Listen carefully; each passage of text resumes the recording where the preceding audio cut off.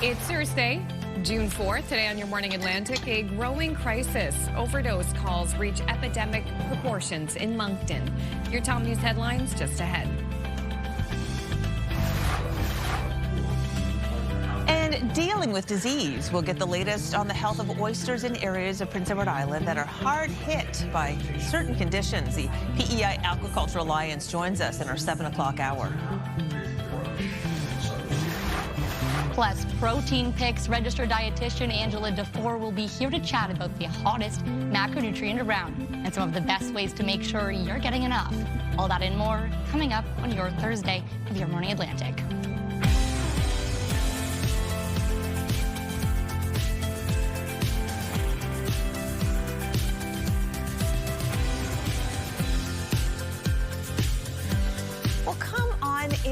And join us. We have a new friend for you to meet. Emma Convey is here doing weather for the very first time in her quickly rising career.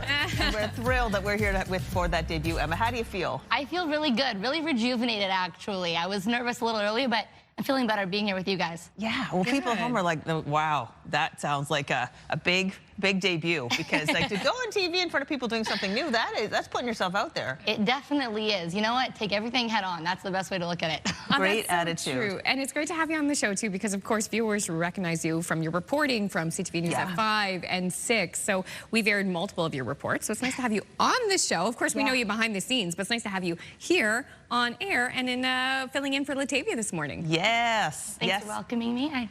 I'm very happy to be here. Well, we're thrilled to have you, and it seems like you're going to be delivering pretty good news this morning, too. Yes, a nice day for my first day, I'll admit. A sunny day across the Maritimes, really Atlantic Canada, warming up throughout the day, too. So I'm excited about that, that's for sure. Yeah. Good news. Yeah, we didn't throw you in during a snowstorm, did we? No.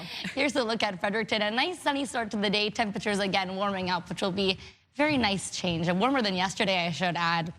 I'm going to get into some of our current temperatures here, but just enjoy the nice start to the day. What a nice sunrise. Beautiful. Here's a look at some of our, it looks like I jumped ahead a little bit. Current temperatures we're seeing in Halifax, 8 degrees here. Fredericton, 9. In Charlottetown, warming a little bit warmer, 13 degrees. Happy Valley Goose Bay, though, a bit cooler, 5 degrees. And for St. John's, we're looking at 6. Here's a look at our UV index. A very high UV index for the Maritimes, 8. So be sure to bring out that sunblock today. Sun safety is key. Same goes for Newfoundland and Labrador, between moderate to high for that UV. Here's a look at your satellite and radar. A sunny, warm start for the Maritimes, as well as Newfoundland and Labrador. However, there are some showers mixed in there for Newfoundland and Labrador into the day today. Here's some of our winds. We are seeing winds in variable direction, sustained in Happy Valley Goose Bay at 19 kilometers per hour. In St. John's, 30 kilometers per hour. For those current wind gusts, we're seeing in Charlottetown, 35 kilometers per hour, Gander 28, and St. John's 39. I'll have more on your weather later in the show, but for right now, let's send things over to Amanda with your news. Thank you so much, Emma. And we begin with a growing crisis in the hub city. Right now, emergency crews in Moncton are answering to 5 times the average number of overdose calls.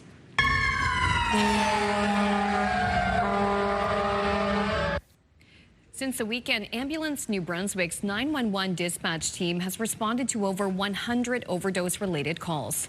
Meantime, the Moncton Fire Department responded to 23 overdose calls in an 8-hour period on Wednesday. 5 is typically the average number for a full day. Crews have been attending to one person, while others have dropped to the ground right in front of them. And while they're there, they actually get on the radio and call out to fire control, which is our dispatch center, and say, we're going to either need some more help or else just want to make you aware that we've just had 2 more people that have dropped while we're dealing with this one patient that's having an overdose. Yeah, as soon as you stroke it, you instantly knew right away. We want this stuff off the streets. We don't want any more of it here. Ryan Clements told CTV News Tuesday he overdosed 3 times over the weekend. The YMCA outreach program says the overdoses are having a deep impact on the homeless community and their loved ones. In Cape Breton, 2 people have been arrested following a deadly stabbing in the Whitney Pier area of Sydney. Police say they found a male with stab wounds on Frederick Street around 11:30 a.m. Wednesday. He was taken to hospital but later died. Several RCMP detachments became involved in the search for a vehicle spotted leaving the scene. It was located near Orangedale, and police arrested 2 men. The identity of the victim has not been released. Hundreds of New Brunswick farmers yesterday protested the provincial government's decision to privatize veterinary services for large animals. Bringing in tractors, holding signs, ringing cowbells, and playing music in front of the legislature, farmers called for the Liberals to reverse the cuts. The cuts outlined in March's provincial budget are meant to save $4 million annually against a $1.4 billion deficit shortfall. I'm a vegan, and I'm standing with farmers. I'm a Liberal, and I'm standing with Conservatives. But I believe that everyone here cares about animal health, and they care about animal well-being, and that's really what matters. The Holt government, in its arrogance and political calculations, feel they can get away with this because farmers only represent a small portion of the vote in this province. We will look after the food security of this province, and we will make sure that the veterinary services that have struggled under the previous government will be strong and supported. Inside the legislature, the topic dominated question period. The provincial government plans to make these changes over the next year. Nominations for the by-election in Nova Scotia's new riding of Cheticamp-Margaries Pleasant Bay are now closed. The Electoral Boundary Commission recommended the creation of the new riding to recognize the Acadian communities in that area of Cape Breton. Early voting was completed with write-in ballots, and with nominations now closed, voting is shifting to e-ballots. Election day for the new riding is Tuesday, June 23rd. There are close to 4,000 registered voters there. Newfoundland and Labrador Premier Tony Wakeham is appealing for help from the federal government as a strike looms for workers on Marine Atlantic ferries. Unifor represents about 700 Marine Atlantic workers and says negotiations broke down last week. A strike or lockout could begin in about a month, and Premier Wakeham says it's a major concern given much of the island's food and other goods arrive by ferry. Finally, an artistic interpretation of an important message was on stage in Halifax last night. Oh, what is all this? I don't know. Is it alive? A sizable turnout at the Central Library for this performance. This is World Oceans Week, and the Sable Island Institute teamed up with the people at Motion Dance to draw attention to an important issue that's on full display on the legendary island. So this week is World Ocean Week, and Motion Dance is presenting Sea Unseen, which is a dance performance that's about ocean plastic pollution.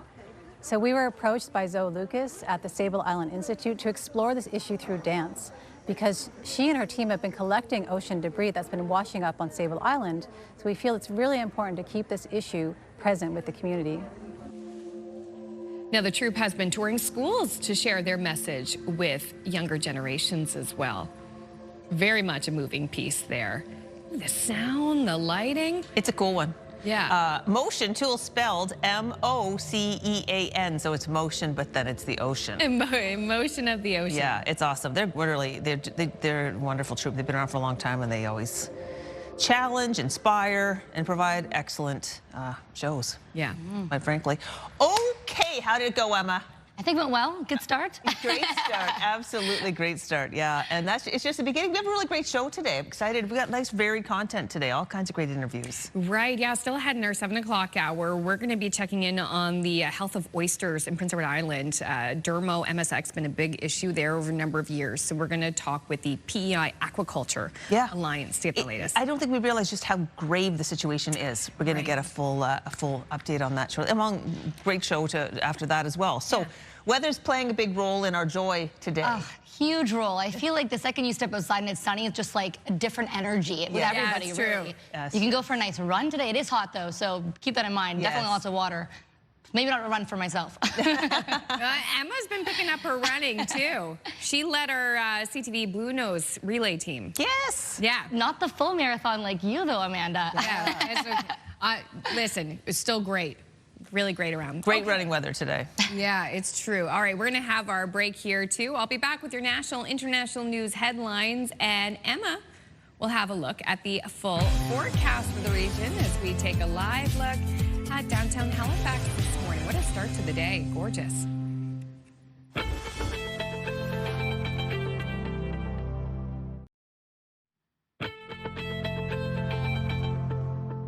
Welcome back, Atlantic Canada. Here's a look at St. John's, Newfoundland. A beautiful start to the day, a bit cooler than the rest of the Maritimes, though. Weather brought to you by Cummins Trusted Home Good standby generators. Jumping right into those current temperatures, starting off in Halifax, we're seeing 7 degrees here.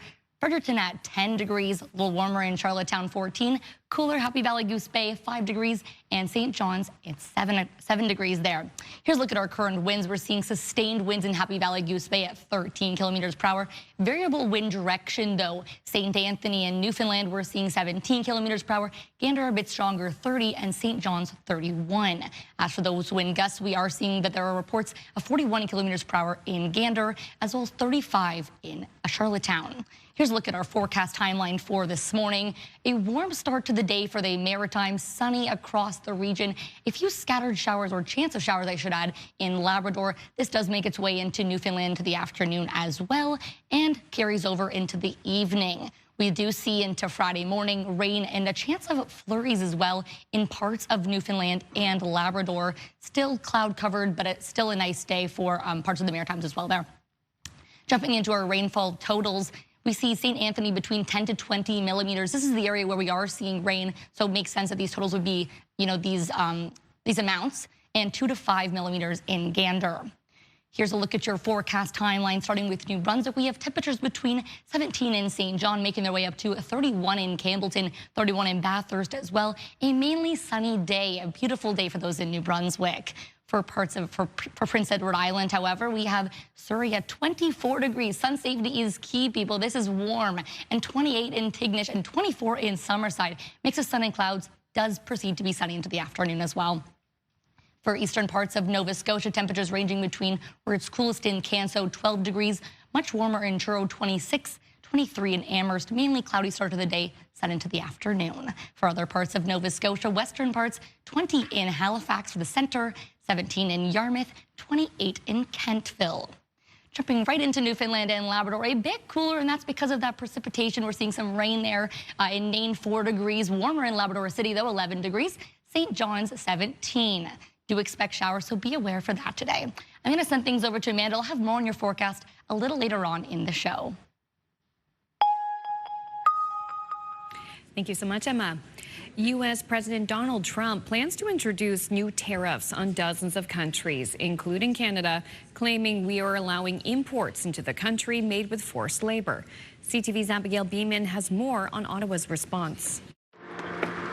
Hello. Just hours after the U.S.-Canada trade minister said he had a positive meeting with Jameson Greer, Greer put Canada on the list of countries that could be hit with a new 10% tariff. The failure of our most important trading partners to address the importation of goods made with forced labor is unacceptable. This creates a dynamic where American workers are forced to compete globally on an unlevel playing field, Greer said. This is not a surprise. The Prime Minister pointed out the vast majority of goods fall under the Canada-U.S.-Mexico free trade deal and won't be impacted. He says Canada supports the overall objective. We made some changes earlier this year on things that candidly were not as effective, so there's ways we can change things legislatively. We'll be proposing that to the House in the coming weeks. It's not about forced labor. It's about finding a new reason, any reason they can, to apply a tariff on Canada and the world to harm our economies.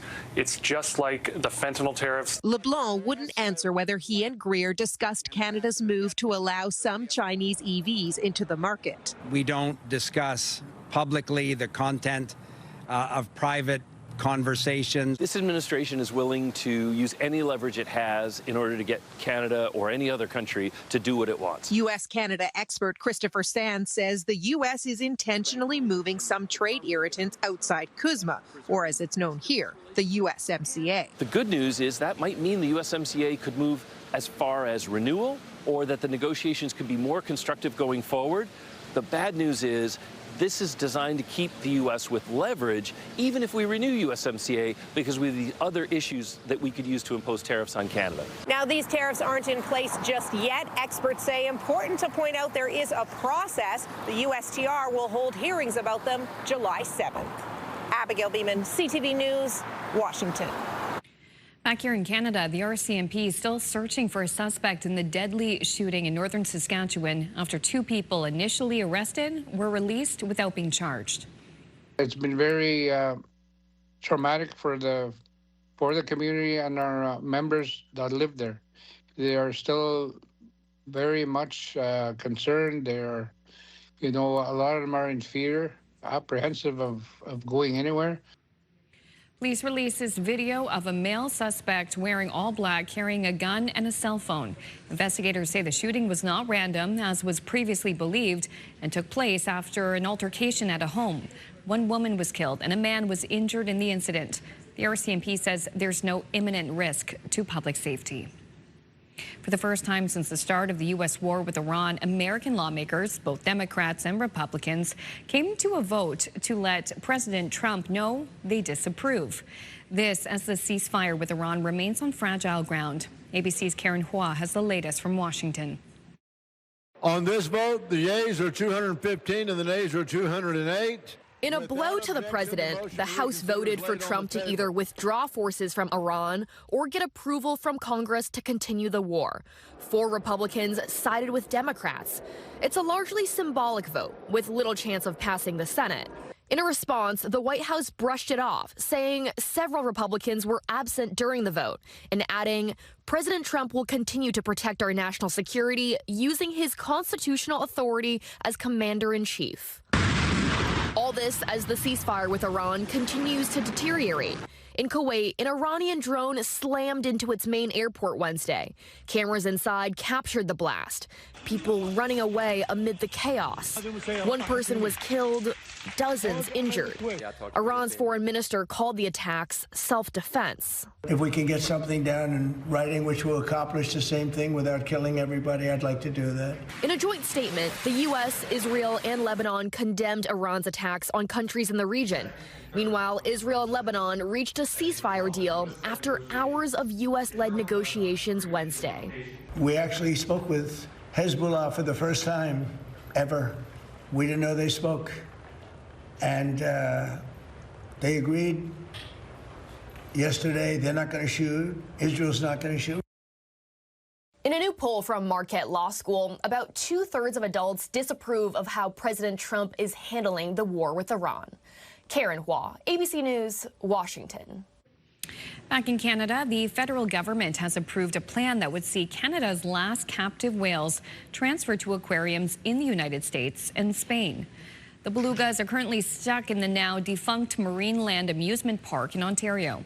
The federal government has issued the first round of permits needed to relocate the whales, and more approvals are expected before the move takes place. The government has yet to decide how the relocation will be funded.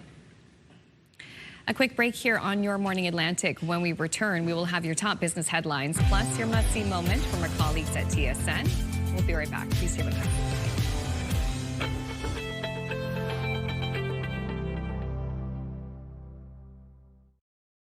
Move Mornings with Aaron and Peter. Weekday mornings on Move 100.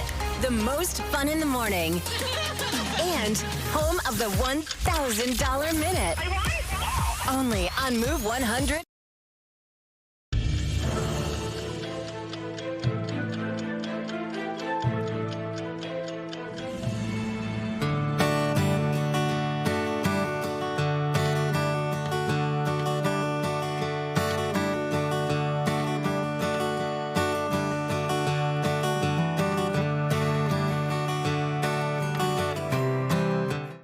Welcome back. It is 6:24 on this Thursday, June 4th. It's time now to check in with our friends at TSN Sports Center for today's must-see moment.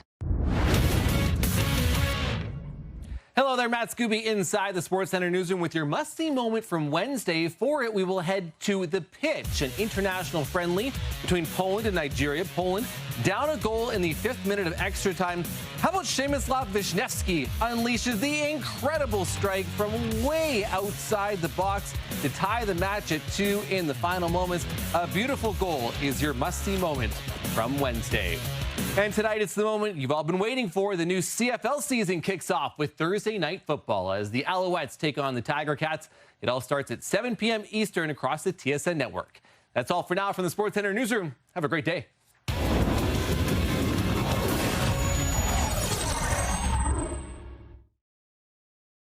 This TSN must-see moment brought to you by J.R. Rahe's Furniture and Appliances. Now to your business headlines from our colleagues at BNN.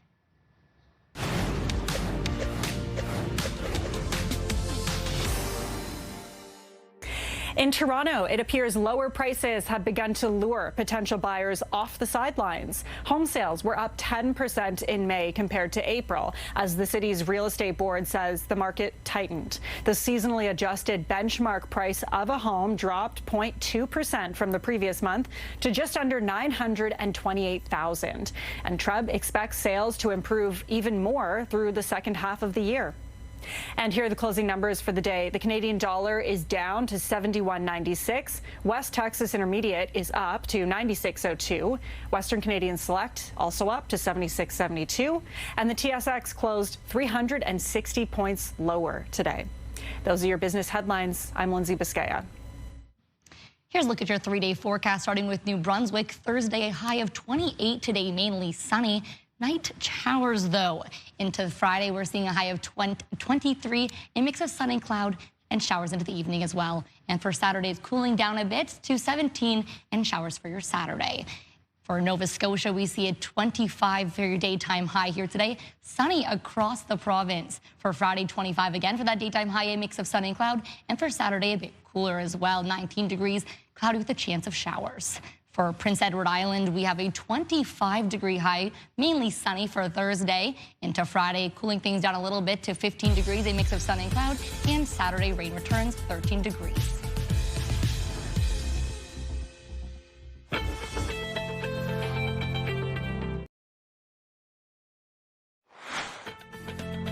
Coming up this half hour, the Move Morning Chat. Today, we want to know what phone apps you use the most.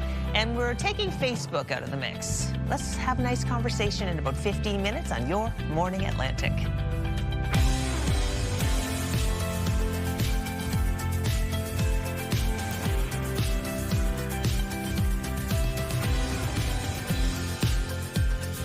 Hey, good morning, Atlantic Canada. Thank you so much for joining us on this Thursday morning. And if you're just tuning in, we're welcoming Emma Convey filling in for Latavia this morning. Good morning. So we're happy to have you here on weather duties.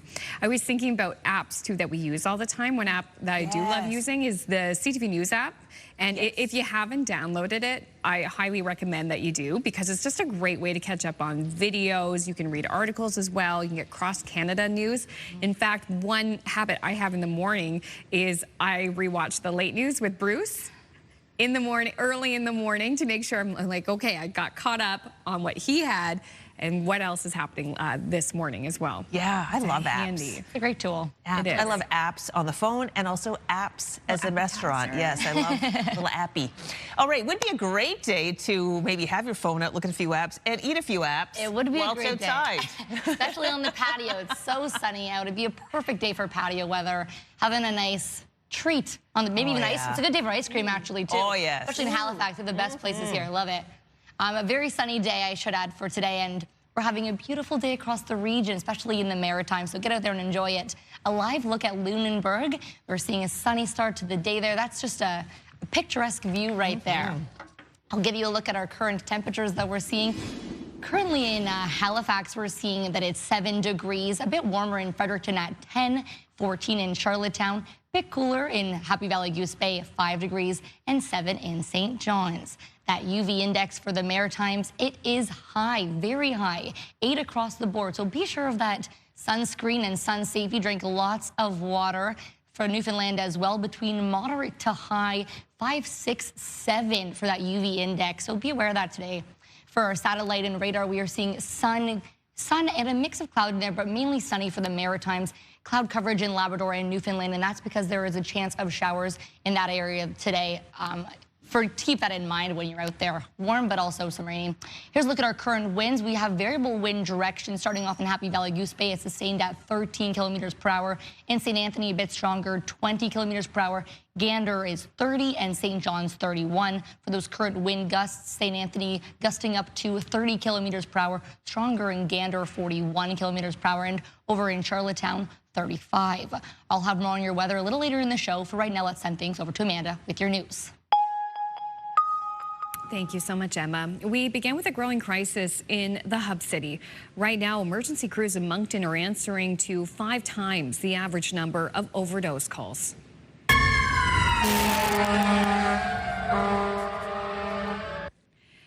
Since the weekend, Ambulance New Brunswick's 911 dispatch team has responded to over 100 overdose-related calls. And the Moncton Fire Department responded to 23 overdose calls in an 8-hour period on Wednesday. That's compared to 5 on an average full day. Crews have been attending to 1 in person, while others have dropped to the ground right in front of them. And while they're there, they actually get on the radio and call out to fire control, which is our dispatch center, and say, we're going to either need some more help or else just want to make you aware that we've just had 2 more people that have dropped while we're dealing with this one patient that's having an overdose. Yeah, as soon as you choke it, you instantly know right away. We want this stuff off the streets. We don't want any more of it here.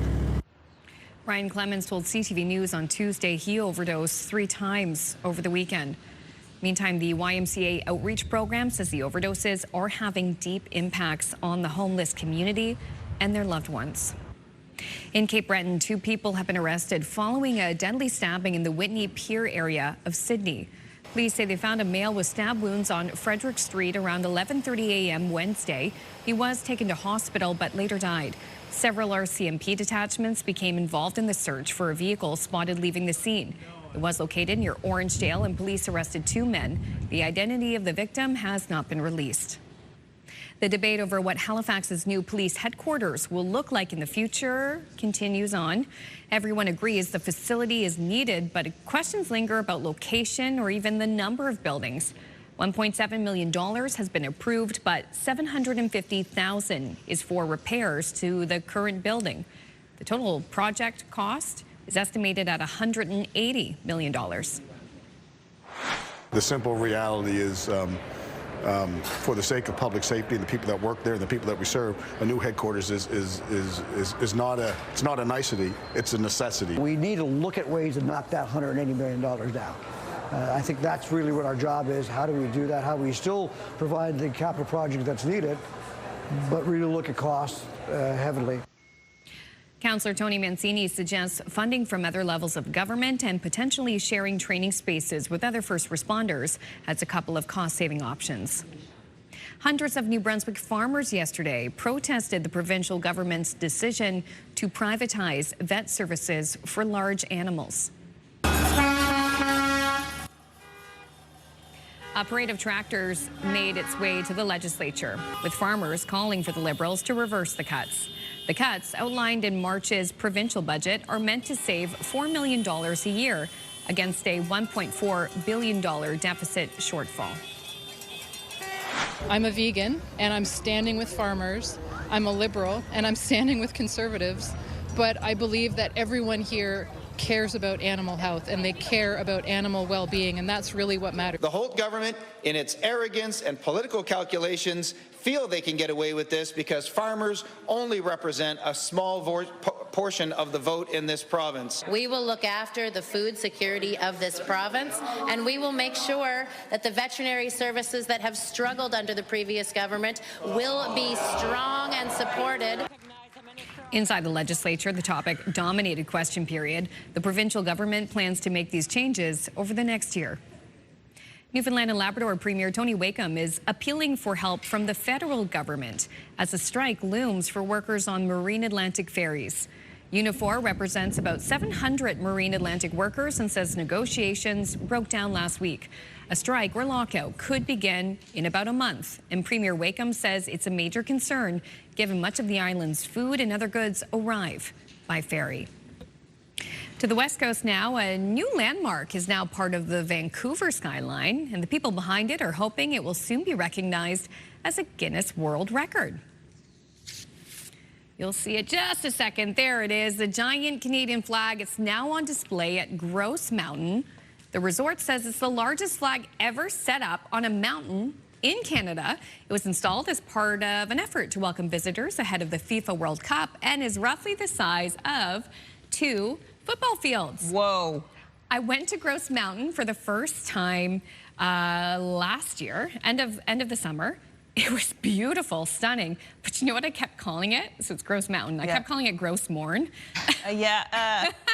Thinking here on the East Coast, right? Newfoundland and Labrador. And every time Mike, my husband, would say, Mandy, like, stop calling it Grouse Morn. It's not Grouse Morn. I'm like, right, Grouse Mountain. Yeah. But it was incredible. Well, that's a big flag. That's a lot of fabric. That's a big flag. It's a lot of flag. You can probably see that from far, far, far away. Yeah. Well, it's probably, it's up on a tall mountain, right? Oh, yeah. But maybe equally as tall as this bridge. This is quite the video. The world's highest bridge is making a big difference for people living nearby. The Huaisheng Grand Canyon Bridge in China is suspended 625 meters above the canyon's floor. Its opening last year cut a hazardous and winding 2-hour drive through the canyon down to an easy 2-minute crossing. But I pity the drivers who are afraid of heights. Yeah, it's so beautiful. Imagine the difference it's making, but gosh, yeah, to be up there, oh my goodness, it's not for the faint of heart. Look at that. Oh my gosh. Stunning. It's stunning. And I guess you get used to it, but wow, driving over it the first time, woo! Looking down would be, I think that would set me over. I don't think I'd be able to do that. Yeah. Very tall. Beautiful and life-changing. Wow, imagine being the construction workers on that. Oh my Brave goodness. people there. How would you even do that? That's up to the engineers. Yeah, leave it to the engineers. I like that. We are not engineers or zoologists. No. On this show. Okay, we're going to take another break here. Still ahead, we're going to go to Hollywood for your entertainment headlines. But coming up next, we want to think about this. This is so interesting. The Move Morning Chat's up next. Today, we want to know if you're taking out social media like Facebook and your messages, text messages, what are the apps that you use the most on your phone? Is it the Notes app, banking, Reddit? We'll talk about that next.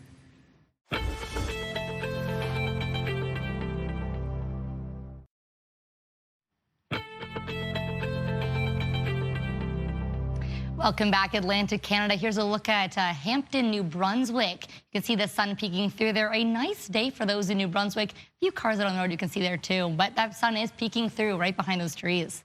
Beautiful. Here's a look at some of our current temperatures across the region, starting with Halifax, 7 degrees, in Sydney, 8 degrees. Fredericton a little bit warmer, 10 degrees, and even warmer in Charlottetown, 14. Things cool down in Newfoundland and Labrador, 5 degrees in Happy Valley, Goose Bay, and 7 in St. John's. Here's a look at some of our current winds. Variable in direction. We're seeing winds in Gander, 30 kilometers per hour, and in St. Anthony, 20 kilometers per hour. Happy Valley, Goose Bay, 13. And for the Maritimes in Charlottetown, 22. For those current wind gusts, St. Anthony gusting up to 30 kilometers per hour, and in Gander, 41, in Sydney 31, and Charlottetown 35 kilometers per hour. Here's a look at our forecast timeline for this morning. We see a nice sunny, warm day for the Maritimes. Things are warming up here as well into the afternoon. Some chance of showers in Labrador. This will continue on into the afternoon as well, making its way into Newfoundland. This will continue into the evening, where there will be some scattered showers throughout those parts of the both areas, Newfoundland and Labrador. Not seeing that in the Maritimes, though. Some chance of some scattered flurries as well in Newfoundland and Labrador leading into the overnight for Friday, and this will continue into the afternoon as well. Here's a look at some of those rainfall totals. We have between 10 to 20 millimeters in St. Anthony, 2 to 5 millimeters in Gander, and in Corner Brook, 5 to 10 millimeters. For your forecast timeline, starting with New Brunswick, temperatures ranging from 17 in Grand Manan, 17 in St. John, making their way up to 31 in Woodstock, and in Campbellton, 31 as well. A mainly sunny day for New Brunswick. Wind gusts getting up to 40 kilometers per hour. For Prince Edward Island, a mix of sun and clouds to start your day. Things gradually making their way to just sunny. Surrey at 24 kilometers per hour. Tignish, 28 kilometers per hour. And for Charlottetown, 25. For eastern parts of Nova Scotia, temperatures ranging from 12 degrees, where it's coolest in Canso, up to 27 in New Glasgow. A mainly cloudy start to the day, but we will see sun into the afternoon. For western parts of Nova Scotia, temperatures warm here as well. 23 in Digby, 27 in Middleton, and for Halifax, 20 degrees. For Newfoundland and Labrador, cooler in Nain, 4 degrees there. Warmer in Labrador City, 11 degrees. Things are also warming up in St. John, 17 degrees there, but we are seeing a chance of showers in Newfoundland and Labrador. We're going to have more on your weather later in the show. For right now, let's send things over to our Move Morning Chat.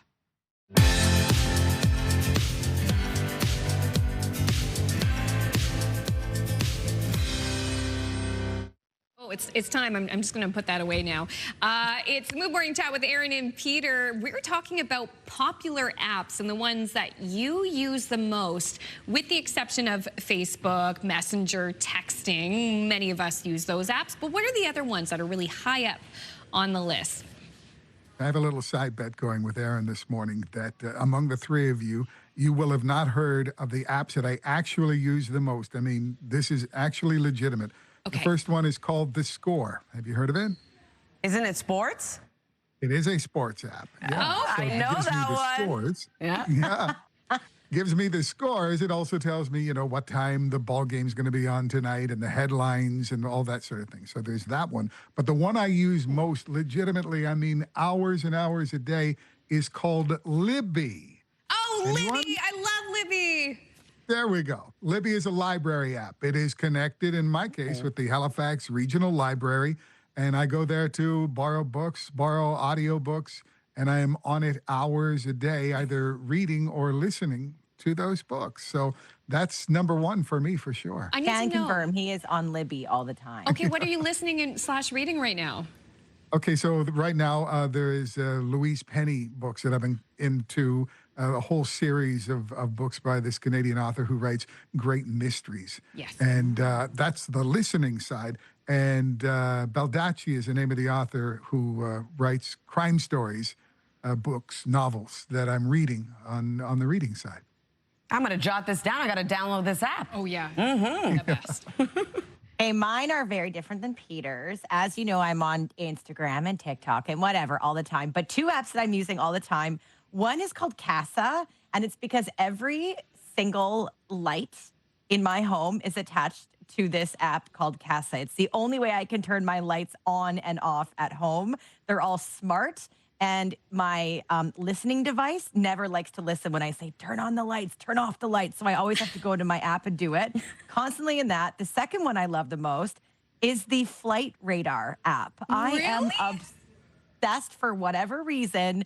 When I'm outside and I see a plane going overhead, I must know where that plane came from and where it's headed to. I am constantly on this app, and I'm always telling my girlfriend, I'm like, oh, do you see that plane? That's coming from blank, and it's going to blank. And she's like, cool. Why do I need to know that?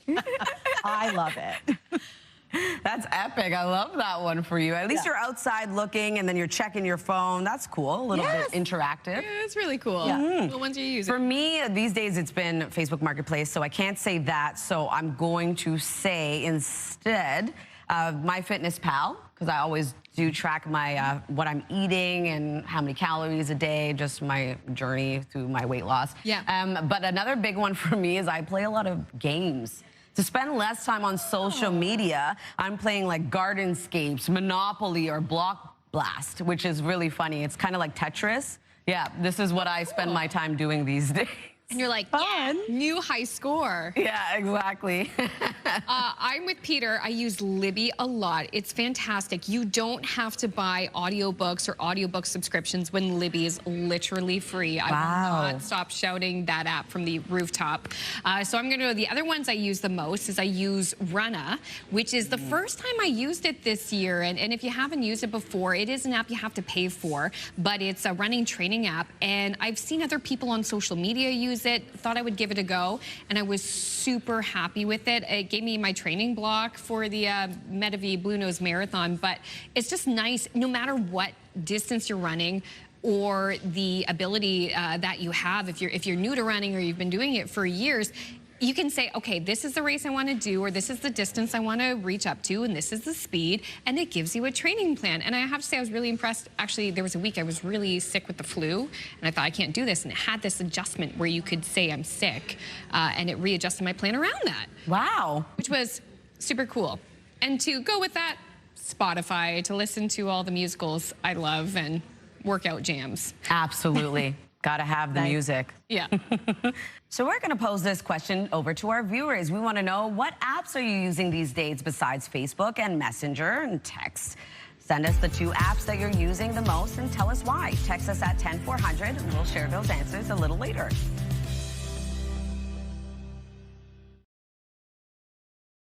The #1 morning show in Halifax. Turk, Megan, and Amateur Alex. And home to the biggest artists. Halifax's #1 hit music station. 101.3 Virgin Radio.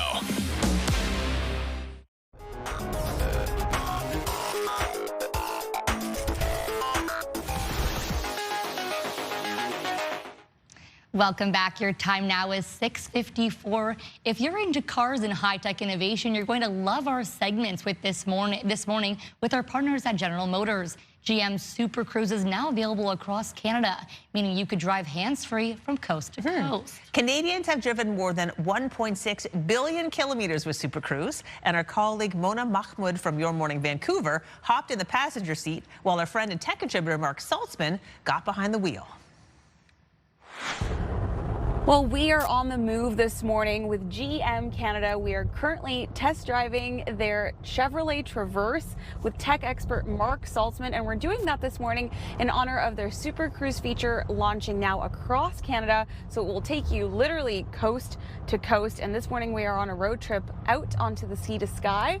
Now, Mark, what makes Super Cruise so great? What is it? Yeah, thanks, Mona. So Super Cruise is General Motors hands-free driving assistance technology.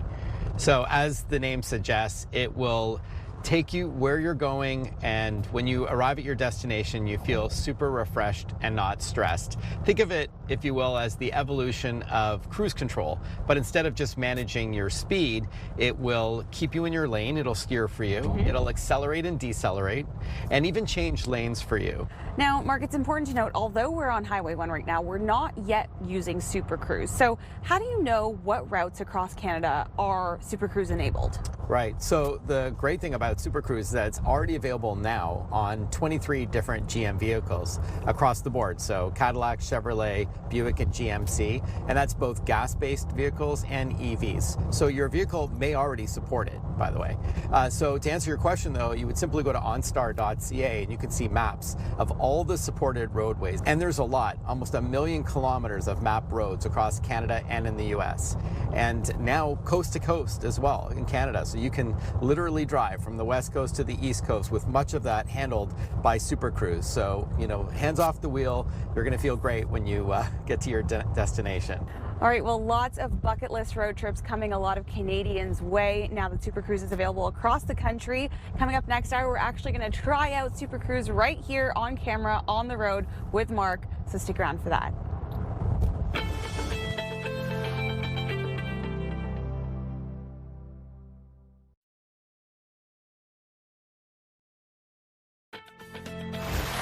It's Thursday, June 4th. Today on Your Morning Atlantic, a growing crisis. Overdose calls reach epidemic proportions in Moncton. Details just ahead in your top news headlines. And Oyster Health, the executive director of P.E.I. Aquaculture Alliance, joins us this morning with more on the status of oyster stock and how areas hard hit by parasitic disease are faring. That's just ahead in the Thursday edition of CTV's Your Morning Atlantic.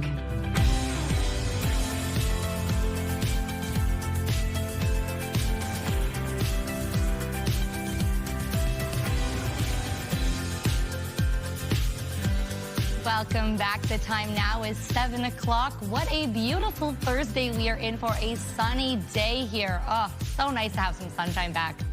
And it's nice to welcome you to the show, Emma. Thank you. I'm very happy to be here. Thank you guys for having me. Yeah, we're happy to have you too. What a nice forecast too. It's nice when you do get to fill in on the weather and it's not like, oh gosh, weather warnings like intense rainfall or a snowstorm, something like that. Because we've been waiting for this weather all week. Oh, it's been glorious, yeah. I mean, you're doing such a great job. I keep forgetting that it's your first time ever. Thank you. No, I feel like I'm every step of the way, I'm learning every little chance I do. So thank you guys for standing by me and helping me every step of the way. Oh, I yeah, appreciate it. We're thrilled to have you here. And this is just the beginning of you being able to join us lots of times, filling in. The only difficulty I found this morning was getting up. After that, this is great. Gosh, yeah, for sure. The alarm is something special. Yes, it is. It is. Oh, very yeah. But you know what? When the weather's like this, it makes life a lot easier. Wakes you right up. Wakes you right up. It's a little cool this morning, actually. That'll wake up. It's not sunny yet in Charlottetown, interesting. No, not not sunny, a little cloudy there, but it is warming up throughout the day, so people can expect that. It does look beautiful there. I haven't been to Prince Edward Island, so that's where I need to go next. You got to Yeah, go. anytime. Charlottetown's Yes. great. Beautiful. Well, I think it's, let me look at my weather here.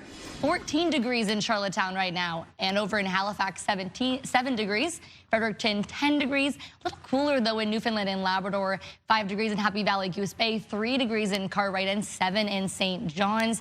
Here's our UV index to keep in mind, though very, very high for the Maritimes. 8 today. So be sure to make sure you're using that sunscreen. Drinking lots of water. Hydration is definitely key. UV in Newfoundland and Labrador, 5, moderate, 6, high, 7. So beware, keep up with that hydration as well there. Here's a look at our satellite and radar. We're seeing sun and a bit of clouds in the Maritimes, but throughout the afternoon, we're going to see lots of sun in this area. For Newfoundland and Labrador, a bit cloudy as there is a bit of precipitation, a chance of showers for parts of Newfoundland and Labrador today. For our winds, we have sustained winds in Happy Valley, Goose Bay at 13 kilometers per hour. St. Anthony, a bit stronger, 17 kilometers per hour. For Gander, 30, and St. John's, 31. For those wind gusts in St. Anthony, 30 kilometers per hour. Gander getting up to gusts up to 41 there as well. For Charlottetown, 35. I'll have more on your weather later in the show. For right now, let's send things over to Amanda with your news. Thank you so much, Emma. And we begin with a growing crisis in the hub city. Right now, emergency crews in Moncton are answering to 5 times the average number of overdose calls.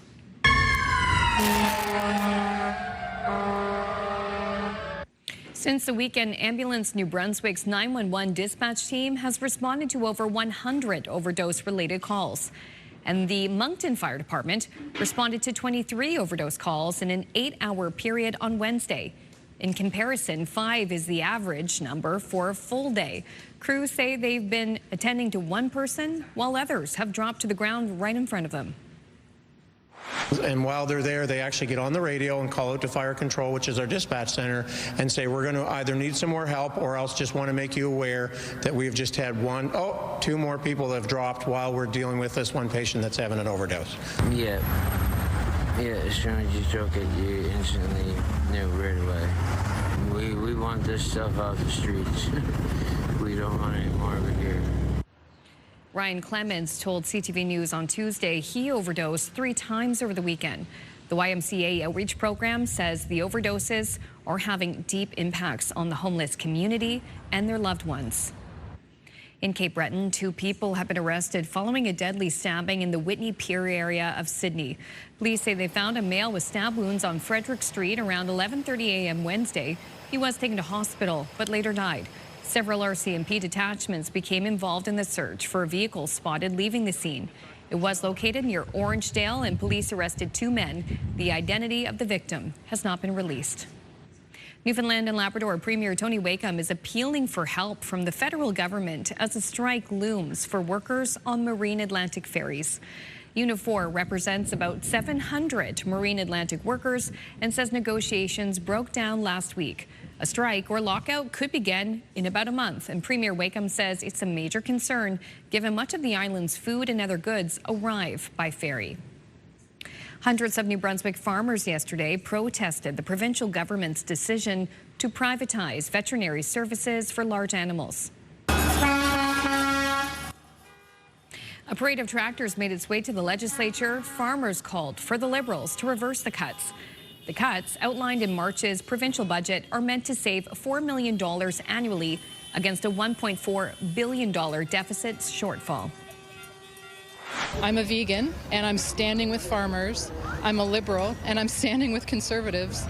But I believe that everyone here cares about animal health, and they care about animal well-being, and that's really what matters. The Holt government, in its arrogance and political calculations, feel they can get away with this because farmers only represent a small portion of the vote in this province. We will look after the food security of this province, and we will make sure that the veterinary services that have struggled under the previous government will be strong and supported. Inside the legislature, the topic dominated question period. The provincial government plans to make these changes over the next year. The Nova Scotia government says a new centralized list for parents needing childcare is coming. Some say it's long overdue, noting many parents wind up signing up for multiple facilities in hopes of getting a call back. Officials say they've earmarked $8 million for a digital hub, which they expect to be up and running by 2028. So there's a number of modules that will be included there: registration of service providers, registration of families, a single identifier for children, a portal for submission of required documents, and we'll have the capacity to do a wait list. Of the 600 we have no idea how many of those families have already received care, are on multiple wait lists. And so for us, from a very logic perspective, this should have been step one. The province says more federal funding will be required to meet affordability targets. Coming up, we want to tell you about a 1054 on the I-95. Come on.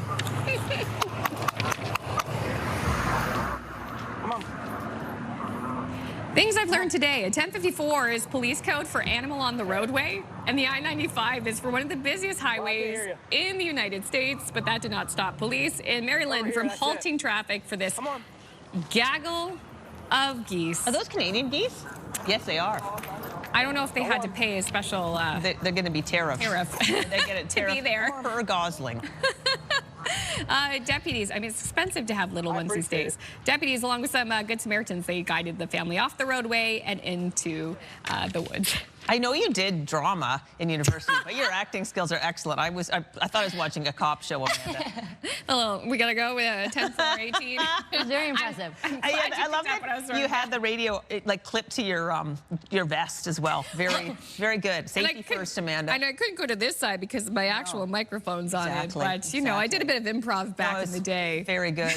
Okay, well, I'm glad you had birds in that story, because bird watchers in this town in Japan have something new to look out for. 8 crested ibises were released with Japan's crown prince and his wife showing up for the ceremony. There they are. Now, these are beautiful birds. Now, the ibis was actually once extinct in Japan, but the birds have made a comeback through a breeding program in partnership with China. 10 more birds are waiting to be released, so hopefully this will be the beginning. Now, ibis are a very beautiful bird with the long legs, a kind of a stork-like bird, but these are so colorful. Look at the wings. Oh my gosh, would love to see that. Yeah. Look at the tip, the colorful tip. My goodness, beautiful. And back from extinction, wow.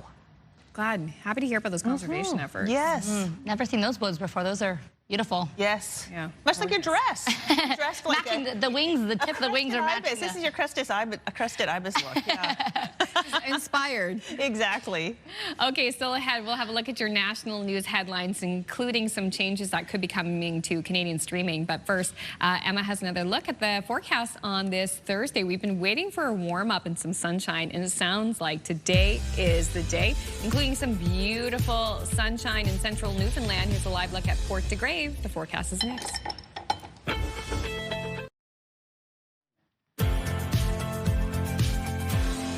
Welcome back, Atlantic Canada. The time now is 7:13. Here's a look at Antigonish. Very beautiful sunny start to the day here. Weather brought to you by Cummins Trusted Home Standby Generators. Let's get into those current temperatures for today. Starting off in Halifax, we are seeing 10 degrees here. Fredericton, 12 degrees. Charlottetown, a bit warmer. 14 over in Happy Valley, Goose Bay. A bit cooler there. We're seeing 5 degrees there. 30 degrees in Cartwright and 9 degrees in St. John's. Here's a look at those current winds. We're seeing sustained winds in variable direction in Happy Valley, Goose Bay, 17 kilometers per hour. In Sydney, 20 kilometers per hour. Gander, 22. And St. John's, 33. For those current wind gusts in St. Anthony, gusting up to 30 kilometers per hour. In Sydney, 30. And Charlottetown, 31. Here's our forecast timeline, starting with the Maritimes. A cloudy start to the day, but now working its way into sunny. It is a warm, progressively getting warmer. So sun, it's going to be hot. Drink lots of water. Stay hydrated. Labrador, though, seeing some showers into the morning. This continues into the afternoon as well. This will progress into Newfoundland and will continue into the evening. When we're looking into Friday morning, however, this will continue into the overnight. We will see some scattered flurries as well in parts of Labrador as well as Newfoundland, and this will continue into the afternoon, making its way east throughout of Newfoundland there. Here's a look at those rainfall totals. We have 10 to 20 millimeters in St. Anthony, 5 to 10 in Corner Brook, 2 to 5 in Gander. For our forecast time, let's start with New Brunswick. We're seeing temperatures from 18 degrees in Grand Manan, 32 in Fredericton. It's getting up there, 31 in Campbellton as well. A mainly sunny day, wind gusts getting up to 40 kilometers per hour. For Prince Edward Island, Charlottetown, 24 degrees. Sun and cloud for the mix of the start off the day. But later into the afternoon, we're seeing a lot of sunshine across the Prince Edward Island, so enjoy that. Tignish is as well getting up there, 28 degrees. For eastern parts of Nova Scotia, a bit cooler in Canso, 13 degrees. However, much warmer in New Glasgow, 27 degrees, and Amherst, 23 degrees as well. Sunny for this part of the Maritimes.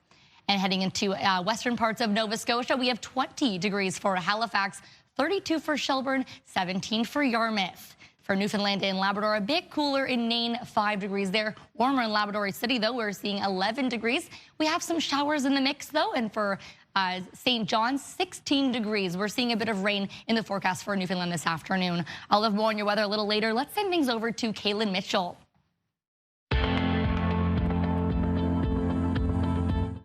This is your Campfire Conditions Report brought to you by Pine Acres RV, where customers become friends. Restrictions are valid until 2 p.m. on June 4th. And parts of the north of New Brunswick are still closed to campfires. That includes the counties of Gloucester, Resticouche, Madawaska, as well as Victoria County. Much of the remainder of New Brunswick, campfires are permitted between the hours of 8 p.m. and 8 a.m., except for some counties which are open in the south and southeast. For the province of Nova Scotia, areas in the central and southwestern parts of the province are restricted to the hours of 7 p.m. to 8 a.m. for campfires, whereas parts of the north and east of Nova Scotia, campfires are permitted between 2 p.m. and 8 a.m.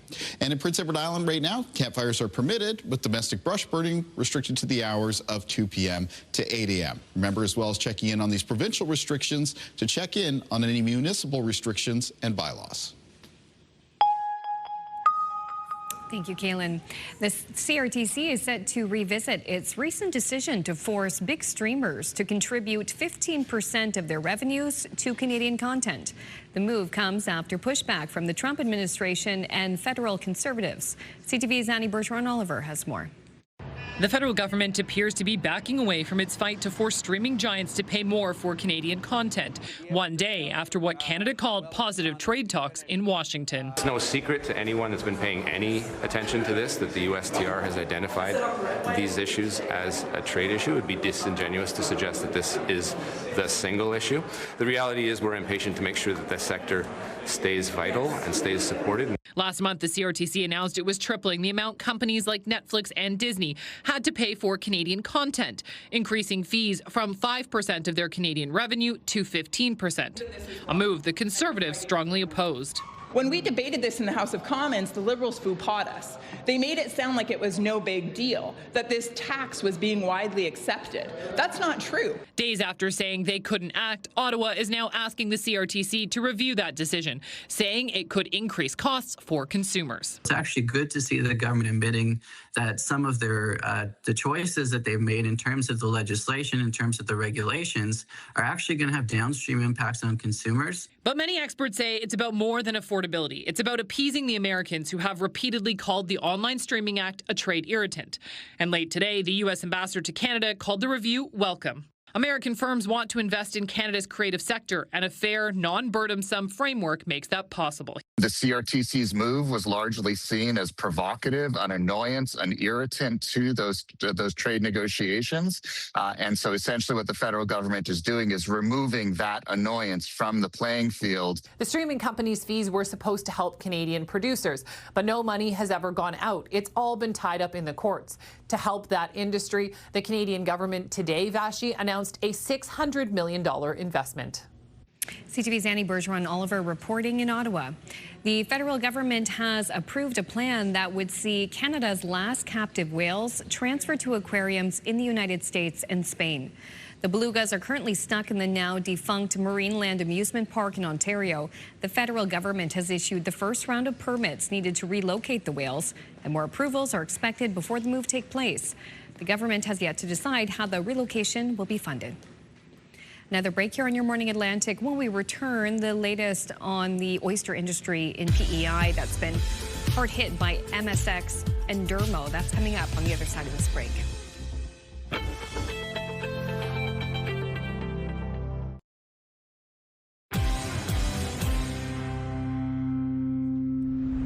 Welcome back at 7:23. Now, Prince Edward Island's oyster industry continues to be hard hit by the parasitic diseases MSX and Dermo.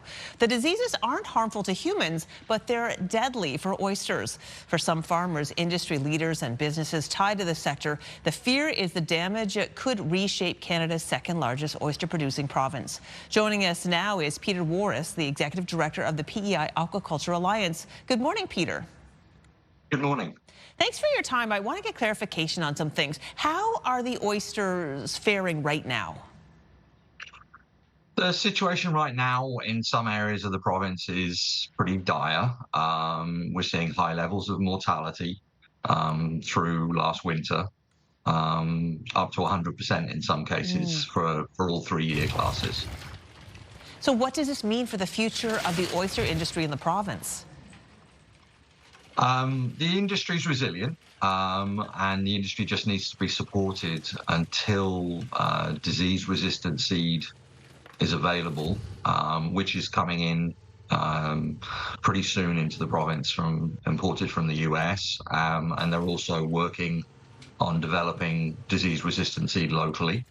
And basically the industry just needs to be supported while that's being brought in and while it's grown and ready for market. And I understand there is some support coming in. Federal and provincial governments have pledged millions of dollars in funding to support oyster farmers in a number of ways. Do you think that the funding that's coming in, how impactful do you think it's going to be?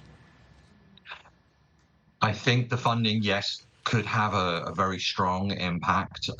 Not for everybody. There are big varieties across how the oyster industry is structured. For some of our smaller members and some of the public fishermen as well, there are other supports that are needed, and we're certainly going to be continuing to talk with the province and the federal government about. So you talk about the disease-resistant oyster seed. So basically, in a nutshell, if I'm not mistaken, oyster seed are baby oysters, right? That's what oyster seed is. Yeah, okay. So what needs to change in order to revive the oyster industry?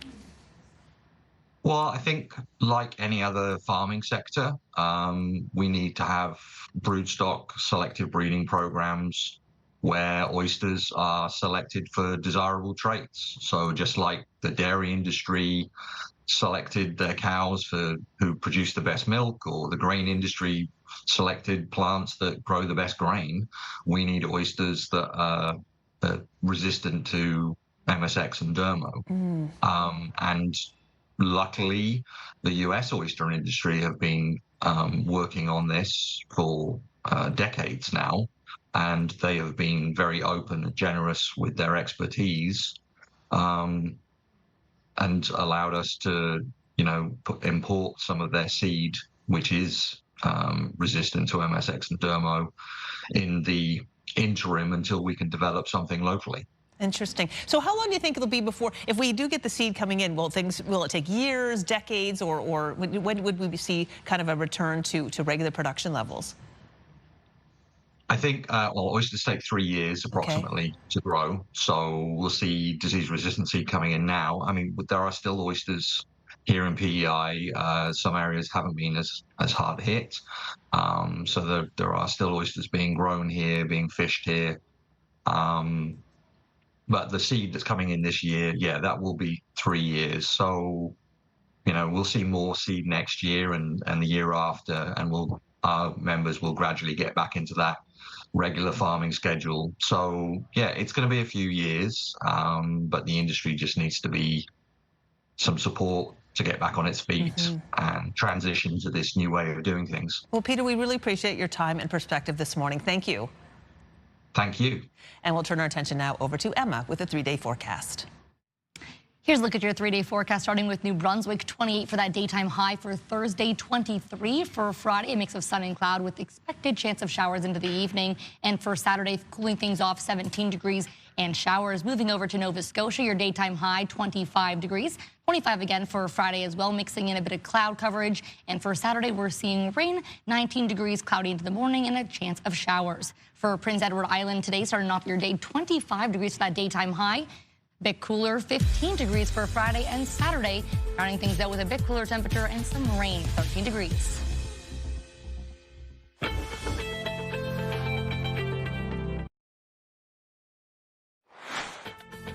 Just ahead in this half hour, summer travel. Whether you're planning a big road trip or taking a plane, the folks from CTV Atlantic have timely tips to make sure your vacation goes off without a hitch.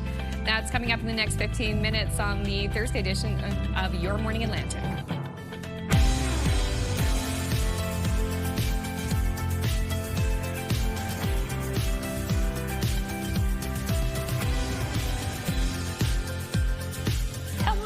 Join us halfway through the show on this Thursday, June 4th. And we have gorgeous weather in the forecast. Thank you, Emma, for bringing that for us today. Bringing in the sunshine, nice warm temperatures. We like to see it. So great. Take it. Always on a mission to, as soon as the nice weather comes, to get out and enjoy it every single day. So far, so good. Yes. So far, so good. Literally soak up the sun. Yeah. I'm with you there. Yesterday afternoon, all the kids on our street were out playing. Some were playing flag football. Others were, oh my gosh, on their bikes, doing chalk, water games. Oh, like, it's awesome. Bubble blowing? Was that happening? Bubble blowing was happening, actually. Yeah, it's one of my favorites, sidewalk chalk. I love Sidewalk this thing. You can still get it at the dollar store. It's like you put it on your ankle, and there's maybe a strawberry on the end of it or something, and you go around and you skip with that. I played with that as a kid as well. I know exactly what you're talking about. Love It's that. a workout. It is a workout. And you know, it threatens to smack your other ankle, so you really got to Oh, no, you got to be jumping. And any kind of skipping, really. A little teddy bear, turn around. teddy bear, touch the ground. Did you guys play that? Oh, geez, I forgot about that one. Yes. Yeah. Well, it's a perfect day for it, that's for sure. Nice sunny out there. This is a live look the deck. at the deck. Oh my goodness. This is one of our favorite shots. Yeah, I can see why. That is just gorgeous. Cape Breton, what a beautiful place, that's for sure. Well, it is warm. There's currently, well, warm I'd say, 9 degrees in Badek. Here's a look at our current temperatures across the region, though, starting with Fredericton, 12 degrees there. In Halifax, 10 degrees. Moncton, 15. Charlottetown, 14. A little cooler in Labrador. We're seeing Happy Valley Goose Bay at 5 degrees and 9 in St. John's. For that UV index, it's very high for the Maritimes. 8 right across the board, so be sure to keep in sun safety. Hydration definitely key. This is the same for Newfoundland and Labrador as well. Moderate to high for that UV index. Here's a look at our satellite and radar. We were seeing a cloudy start to the day for the Maritimes, but sun into the afternoon. A few bit of cloud coverage in Labrador and Newfoundland as well. We will see some showers, a chance of showers there into the afternoon. For our current winds, we have variable winds across the region in very different directions. Happy Valley Goose Bay is 17 kilometers per hour coming in from the north. For St. Anthony, 19 kilometers per hour, and Gander, 22. For those wind gusts, St. Anthony gusting up to 30 kilometers per hour in Sydney, 30 as well, and for Charlottetown, 31. I'll have more on your weather later in the show. For right now, let's send things over to Amanda with your news. Thank you so much, Emma. And we began with a growing crisis in the hub city. Right now, emergency crews in Moncton are answering to 5 times the average number of overdose calls.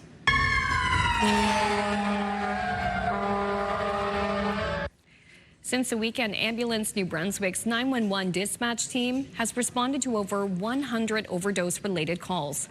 Meantime, the Moncton Fire Department responded to 23 overdose calls in an 8-hour period Wednesday. In comparison, 5 is the average for a full day. Crews say they've been attending to 1 in person, while others have dropped to the ground right in front of them. And while they're there, they actually get on the radio and call out to fire control, which is our dispatch center, and say, we're going to either need some more help or else just want to make you aware that we've just had 2 more people that have dropped while we're dealing with this one patient that's having an overdose. Yeah, as soon as you choke it, you instantly know right away. We want this stuff off the streets. We don't want any more of it here.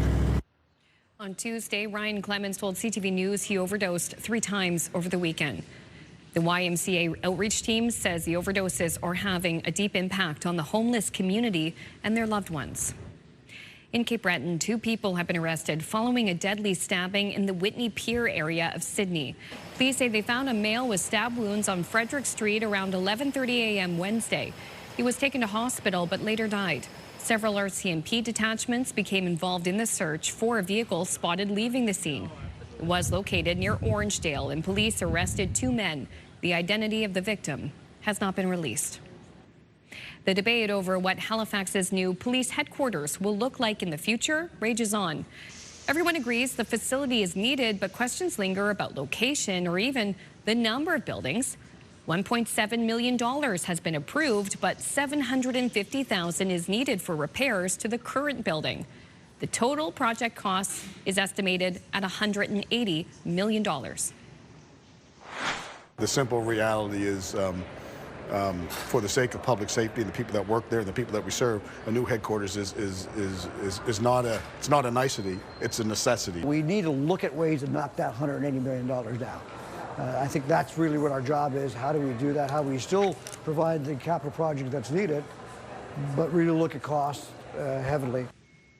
Councillor Tony Mancini suggests funding from other levels of government and potential sharing training spaces with other first responders as a couple of cost-saving options.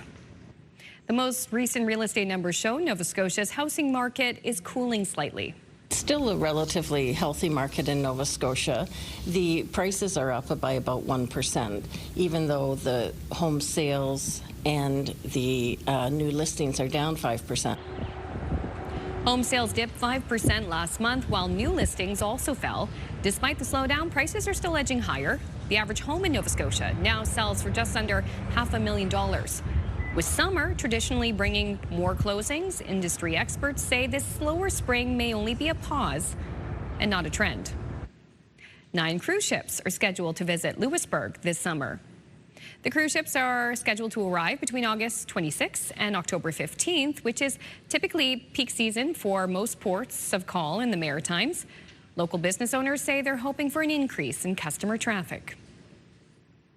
So you tend to get a few people stopping in, and it does make the town a little bit busier. So that there would be other things for people to spend their money on, especially when those businesses that could be part of that would be locally owned and bring benefits to local people in the area. Dalhousie University professor Lauren Sheehan says going to smaller ports of call like Lewisburg, especially with an iconic experience like the famous Fortress, is something he sees as a unique draw for cruise lines and their customers. Well, you could say in P.E.I. this summer will be different. The P.E.I. government is spending $5 million to make sure the cameras roll on Netflix adaptation of the best-selling book this summer will be different. You can see them all holding it there. So earlier this year, Netflix ordered a 10-episode series of Canadian author Carly Fortune's book, which is set on the island. So it's going to be shot in P.E.I. and Toronto because the character actually goes back and forth between those two places. The P.E.I. Film Production Fund is spending $5 million on the project, which is expected to grow the province's movie industry. And production on the show is expected to start in the coming weeks. The summer will be different follows a woman who falls in love with a man on Prince Edward Island. And it's a really exciting time for Canadian author Carly Fortune because her first hit book, which was Every Summer After, is going to be a series on Prime, and they're changing the name to Every Year After, and that's going to, Amazon Prime. That's debuting next week. Jeez, geesh. I read the book, and it's She's on a roll. Carly Fortune is a Canadian author you need to read, and I love that book. Yeah, well, you speak with so much passion in your voice. I'll have to check that out. Good, I'll lend you my copy. Love it. Okay. All right. I don't know if I'd be passionate about this dish, but to each their own. It's a 3-day festival in Lithuania celebrating soup.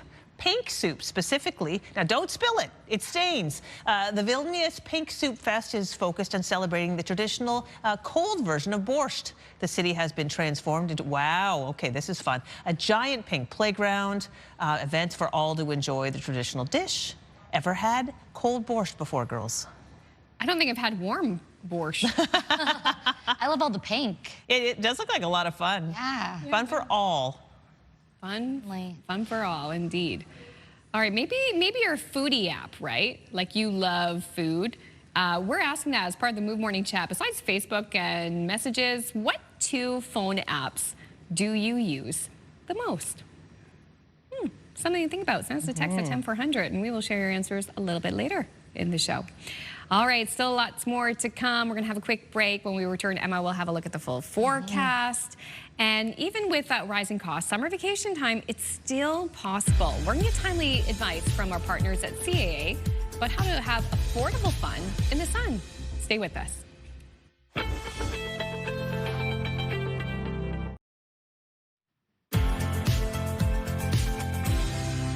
Welcome back, Atlantic Canada. Your time now is 7:44. Here's a live look at McAdam, New Brunswick. A beautiful sunny start to the day there. Weather brought to you by Cummins Trusted Home Standby Generators.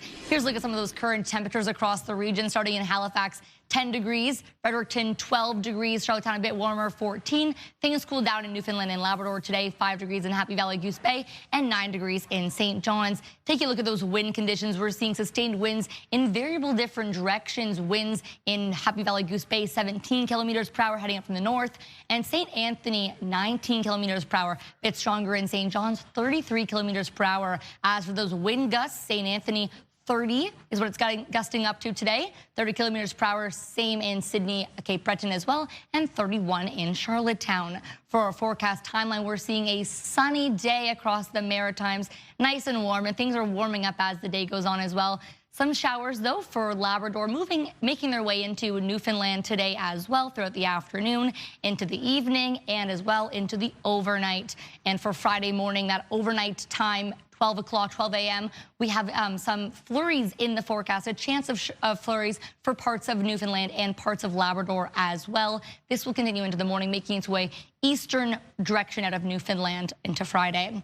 For those rainfall totals, we have St. Anthony looking at 10 to 20 millimeters, for Gander 2 to 5 millimeters, and Corner Brook 5 to 10 millimeters. For your forecast, starting in New Brunswick, temperatures ranging from 18 in Grand Manan up to 32 in Miramichi, 32 in Fredericton as well. A mainly sunny day, wind gusts getting up to 40 kilometers per hour there. For Prince Edward Island, we have Surrey at 24 kilometers, 24 degrees, and Tignish 28. A mix of sun and cloud for this morning, but a sunny afternoon to look forward to. Wind gusts getting up to 40 kilometers an hour there as well. For eastern parts of Nova Scotia, temperatures ranging from 13 in Canso to 23 in Sydney and 26 in Antigonish. A mainly cloudy start to the day, sunny into the afternoon. For western parts of Nova Scotia, 20 degrees for Halifax, 24 for Digby. A bit cooler in Yarmouth, 17 degrees there. For Newfoundland and Labrador, a cooler day here, I'll admit. 5 degrees in Nain with a chance of showers. Warmer in Labrador City, however, 11 degrees.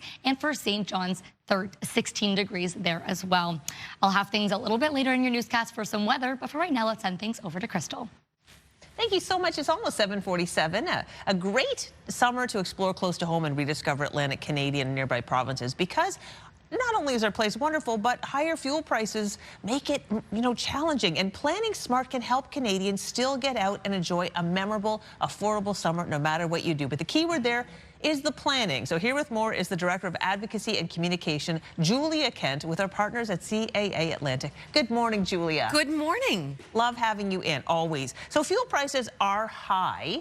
What are you hearing from CAA members about how this is impacting their lives? Well, fuel prices actually impact every facet of our lives. So this is an everybody problem for sure this summer. And when it comes to summer travel, a lot of travelers are faced with decisions around the fuel prices. Do I fly? Do I train? Do I drive? So people are maybe doing something different. Like you said, they are looking at Atlantic Canada and exploring their own backyard because that may be the cheaper option. But there's other people that are making other decisions too. Maybe going across the pond to Europe is more cost effective. Their dollar goes a little bit further. So there's lots of different angles people are taking amidst the fuel crisis. Okay, you said planning is really, really important to saving money. So let's talk about planning when it comes to flying. If you a lot of people have places, weddings and such, they have no choice but to fly out of province. Right. So when it comes to fuel prices and how they're increasing rapidly and no end in sight. And even if there is an end in sight, we may feel the cost impacts of fuel prices for some time. It really is a book now. So prices are only going to increase. We're seeing fuel surcharges, prices increase, stuff like that. So definitely book now. If you know, if you have a date that you want to travel and you need to fly, book now. Don't put it off. Okay, let's talk about how CAA can help. A lot of people don't realize that you have trained professionals at the ready to help you make these decisions and plan your trip, right? Well, that's exactly it. So planning, like you said, is key. And our travel professionals are actually trained in helping plan even a road trip. So, for example, if you're doing multi-stops along the way, if you want to pack some snacks, your itinerary, maybe some free attractions like beaches, campsites, hikes, things like that. Things that'll keep the cost down are really important. But we are experts in all of that stuff, so we can walk you through. Maybe you don't even know if you want to go by car or by plane, and you just want to talk to somebody about that. We can look at all of those cost-effective options for you and help you make a plan. Okay, can I ask a question that might be obvious, but I'm not sure? How would I get in touch with somebody at CAA? Well, you can stop into any of our branches. So we're in every major city in Atlantic Canada. We have 2 locations in HRM. Or you can go on our website, atlantic.caa.ca, and reach a travel advisor through there, or call us. We're really great on the phone, so you can give us a call. 1-800 number is on the website as well. Perfect. Okay, so let's say we have already made the decision. We are going to road trip, or in addition to other travel, we're going to do a little bit of road tripping. How can you save money when you're driving? Well, the big cost right now is fuel, obviously. And so we want to make sure your car is in good working order. So make sure you check things like tire pressure, which can burn more fuel if it's low. Check your fluids. Make sure your car is in good working order. Also, the weight in the vehicle is going to affect fuel consumption, right? So roof racks, trailers, whether you're towing anything, passengers in the vehicle, pack light, but pack smart. You're going to want to have some snacks and some water. That's going to reduce costs along the way, stops at gas stations or restaurants or things like that. So that's really smart. And like I mentioned, think about attractions that don't cost anything. Explore, you know, the Atlantic Canadian beaches, for example. Things like that that are free, typically outdoors, are a really great option for saving money. Wonderful. Well, Julia, that's pretty much your time. Is there anything else you want our viewers to know before we go? I think that even though fuel costs are on the rise and are higher right now, we're still going to have a great, memorable summer, and everybody just needs to get outside and enjoy Atlantic Canada. Perfect. And plan first. I love that. And that was Julia Kent with our partners at CAA Atlantic. We put more information on our website about all that they can help you with. Now we'll turn our attention over to Amanda with health and medical news. Thank you so much, ladies. Health and medical news now. The head of pancreatic cancer care at the Princess Margaret Cancer Centre in Ontario says she hopes clinical trials for a pill that could double survival time will soon be open to cancer patients. More details in Your Health.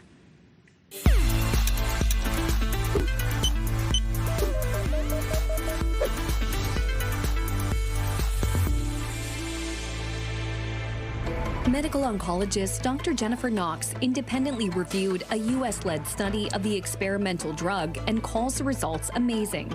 The randomized phase 3 clinical trial of 500 pancreatic cancer patients found those who took the daily pill survived for more than a year, compared to just over 6 months for patients who had chemotherapy alone. Knox says she plans to open clinical trials so as many patients as possible with pancreatic cancer can get the experimental drug without waiting for it to be licensed. A Quebec research team has identified something that could halt the paralysis caused by ALS. The neurodegenerative disease, sometimes known as Lou Gehrig's disease, attacks the neurons controlling movement, leading to rapid paralysis. Most other research has centered on the motor regions of the brain, but the Montreal team chose to focus instead on the cerebellum, associated with balance and coordination. Research conducted on zebrafish found the disease may begin outside the brain's motor regions before the first visible symptoms appear, which could eventually lead to earlier diagnosis and better treatment. Finally, researchers at the University of Manitoba are hoping to make it easier for people to be diagnosed with sleep apnea. Their work involves a device which maps a person's airways using a microphone on the neck and a small speaker in the mouth. The project is still in the research phase, but eventually it aims to bring a product to market which could be used in 4 minutes by any nurse or physician. We moved to not only screen sleep apnea, but also identify, we are claiming that we can identify the pathology of the sleep apnea, what contributes to the cause of sleep apnea, because that can shape the strategy of the treatment. Sleep apnea affects about 1 in 5 Canadian adults and is more common as people age and the muscles in the throat begin to atrophy.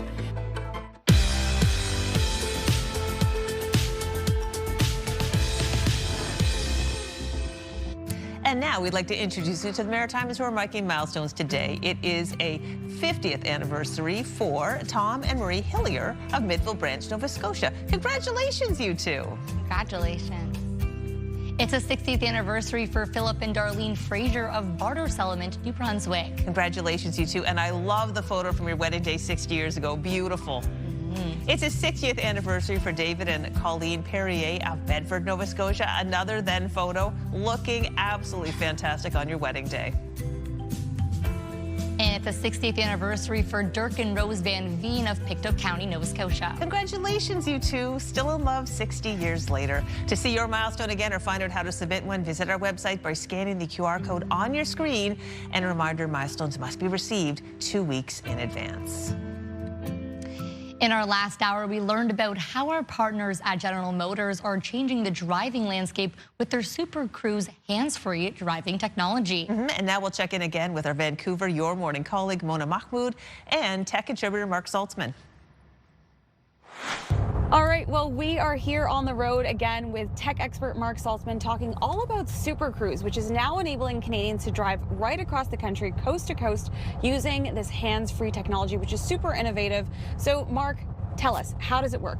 Sure, Mona. So Super Cruise works through a collection of cameras and sensors on the vehicle, GPS data and mapping software, all working in conjunction with one another to keep you safe on the road, hands-free. And as you mentioned, it's super exciting that it's now available coast to coast across Canada.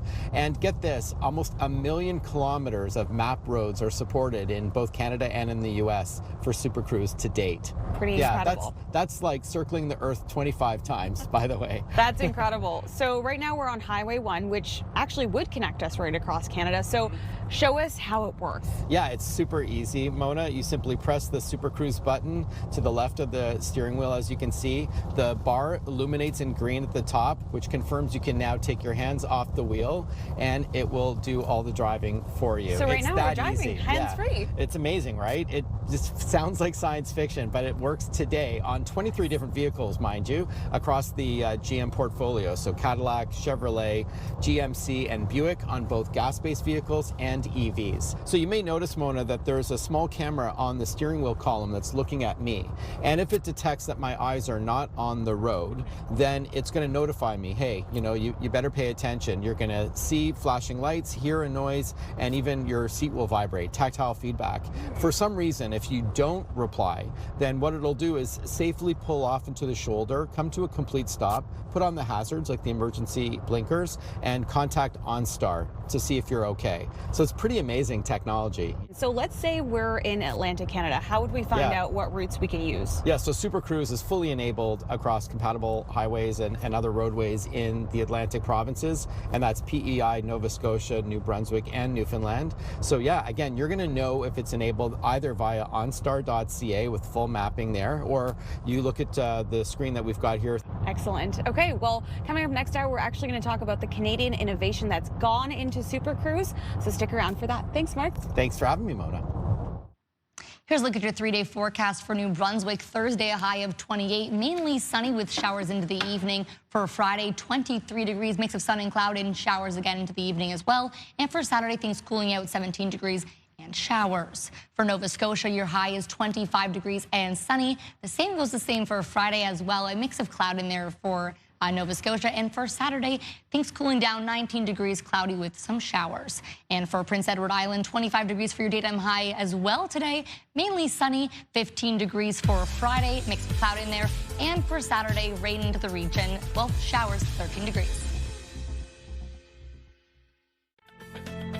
It's Thursday, June 4th. Today on Your Morning Atlantic, a growing crisis.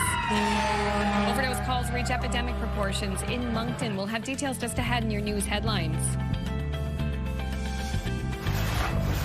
And packed with protein. You can't walk down the aisle of a grocery store without seeing a product that has added protein. Coffee, bread, snacks. Registered dietitian Angela Dufour will join us to share best ways to make sure you're getting enough of the essential ingredient. That's coming up this half hour in Your Morning Atlantic.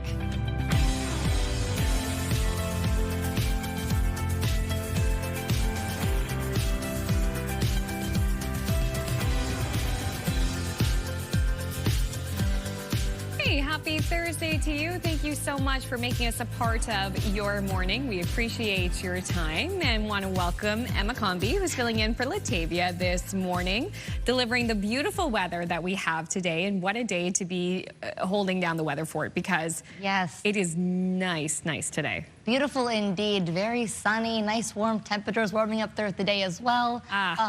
Perfect temperature to get outside, that's for sure. With hydration, water, it's UV's quite high today too. Definitely. I actually have been excited to chat with Angela, now PhD Dr. Angela Dufour, which is so awesome, about protein, because I'm trying to get more in. It's so great to have that, especially as we get a little bit older, to make sure you have enough protein to keep that muscle mass. Yes. Key. That's key. It is key. That is key. So maybe you want to cook that protein on the barbecue. Oh, today's the day to do it. Today's the day for a barbecue, that's for sure.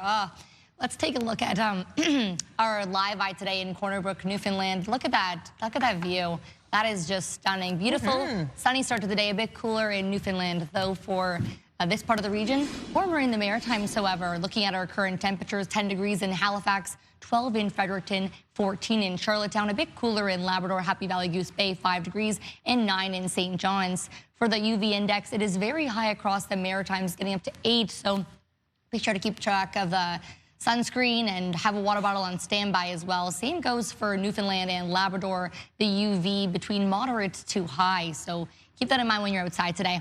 Let's take a look at our satellite and radar. We are seeing sun into the forecast for the Maritimes. A nice warm day warming up throughout the day for Newfoundland and Labrador. A bit cooler start and into the afternoon as well, with a chance of showers. For those winds, we do have variable wind direction. We have wind coming in from the north direction, 17 kilometers per hour in Happy Valley, Goose Bay, 19 in St. Anthony. And as for those wind gusts, gusting up to 30 kilometers per hour in St. Anthony, 30 in Sydney, and 31 in Charlottetown. Let's send things over to Amanda with your news. Thank you, Emma. 2 people have been arrested following a deadly stabbing in the Whitney Pier area of Sydney. Police say they found a male with stab wounds on Frederick Street around 11:30 a.m. Wednesday. He was taken to hospital, but later died. Several RCMP detachments became involved in the search for a vehicle spotted leaving the scene. It was located near Orangedale, and police arrested 2 men. The identity of the victim has not been released. Now to a growing crisis in the hub city. Right now, emergency crews in Moncton are answering to 5 times the average number of overdose calls.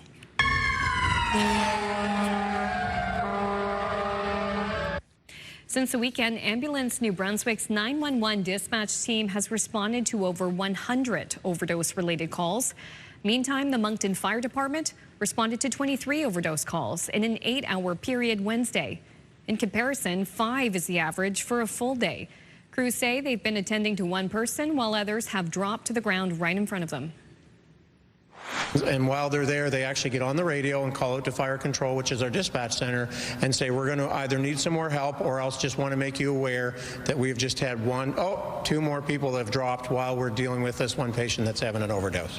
Yeah, as soon as you choke it, you instantly know right away. We want this stuff out the streets. We don't want any more of it here. Ryan Clemens told CTV News Tuesday he overdosed 3 times over the weekend. The YMCA outreach program says the overdoses are having a deep impact on the homeless community and their loved ones. Hundreds of New Brunswick farmers yesterday protested the provincial government's decision to privatize vet services for large animals. A parade of tractors made its way to the legislature, with farmers calling for the Liberals to reverse the cuts. The cuts, outlined in March's provincial budget, are meant to save $4 million annually against a $1.4 billion deficit shortfall. I'm a vegan, and I'm standing with farmers. I'm a Liberal, and I'm standing with Conservatives. But I believe that everyone here cares about animal health, and they care about animal well-being, and that's really what matters. The Holt government, in its arrogance and political calculations, feel they can get away with this because farmers only represent a small portion of the vote in this province. We will look after the food security of this province, and we will make sure that the veterinary services that have struggled under the previous government will be strong and supported. Inside the legislature, the topic dominated question period. The provincial government plans to make these changes over the next year. Nominations for the by-elections in Nova Scotia's new riding of Cheticam, Marguerite, Pleasant Bay are now closed. The Electoral Boundary Commission recommended the creation of the new riding to recognize the Acadian communities in that area of Cape Breton. Early voting was completed with write-in ballots. With nominations now closed, voting is shifting to e-ballots. Election day for the new riding is Tuesday, June 23rd. There are close to 4,000 registered voters in that area. Newfoundland and Labrador Premier Tony Wakeham is appealing for help from the federal government as a strike looms for workers on Marine Atlantic ferries. Unifor represents about 700 Marine Atlantic workers and says negotiations broke down last week. A strike or lockout could begin in about a month. And Premier Wakeham says it's a major concern given much of the island's food and other goods arrive by ferry. Finally, the Calgary Stampede has named this year's parade marshals, and one of them is from Moncton. I've always wanted to attend the Calgary Stampede, so to be able to come and be the parade marshal, I'm like, it's surreal. She's a face Maritimers recognize now. The Calgary Stampede parade marshals include Olympic medalist Courtney Saru and Mikhail Kingsbury. They are seasoned athletes, but they both say they're going to need some practice before getting on a horse. And this year's Stampede parade is on July 3rd. Courtney Saru taking over. What a name she has become from the East Coast, representing Moncton, New Brunswick, multiple winning medalist, Olympic medalist for speed skating. Well, they're lucky to have her, but what an honor to be the parade marshal at the Stampede. I know. Yeah, she says she's so excited. Yeah, well, people in Croatia are excited about celebrating the birthday of one of their most famous birds. Oh, there you go. Yeah, exactly. I did not know that. Unrelated to Courtney Saru, but it's a cockatoo named Koki. And Koki just turned 70, which is actually not an unusual age for a cockatoo living in captivity, but he isn't an old crank. He's able to whistle and chat with visitors, and sometimes he'll argue with people as well. But in any case, it's an excuse to show images of a cute bird. And before we get to community calendar, so his birthday's this week. You missed it. If you're in our region, we don't get to see Koki. We have to just watch pictures of him. Looks like he has a great personality, that bird. He does. Healthy eater, too. That leads us to our segment with Angela Dufour coming up.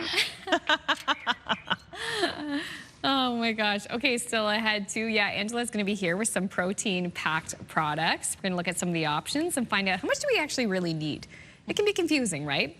But next, Emma has a look at the Thursday forecast. We have some beautiful sunshine and some double-digit highs. Great day for a hike around Burnt Coat Head. The full forecast is up next.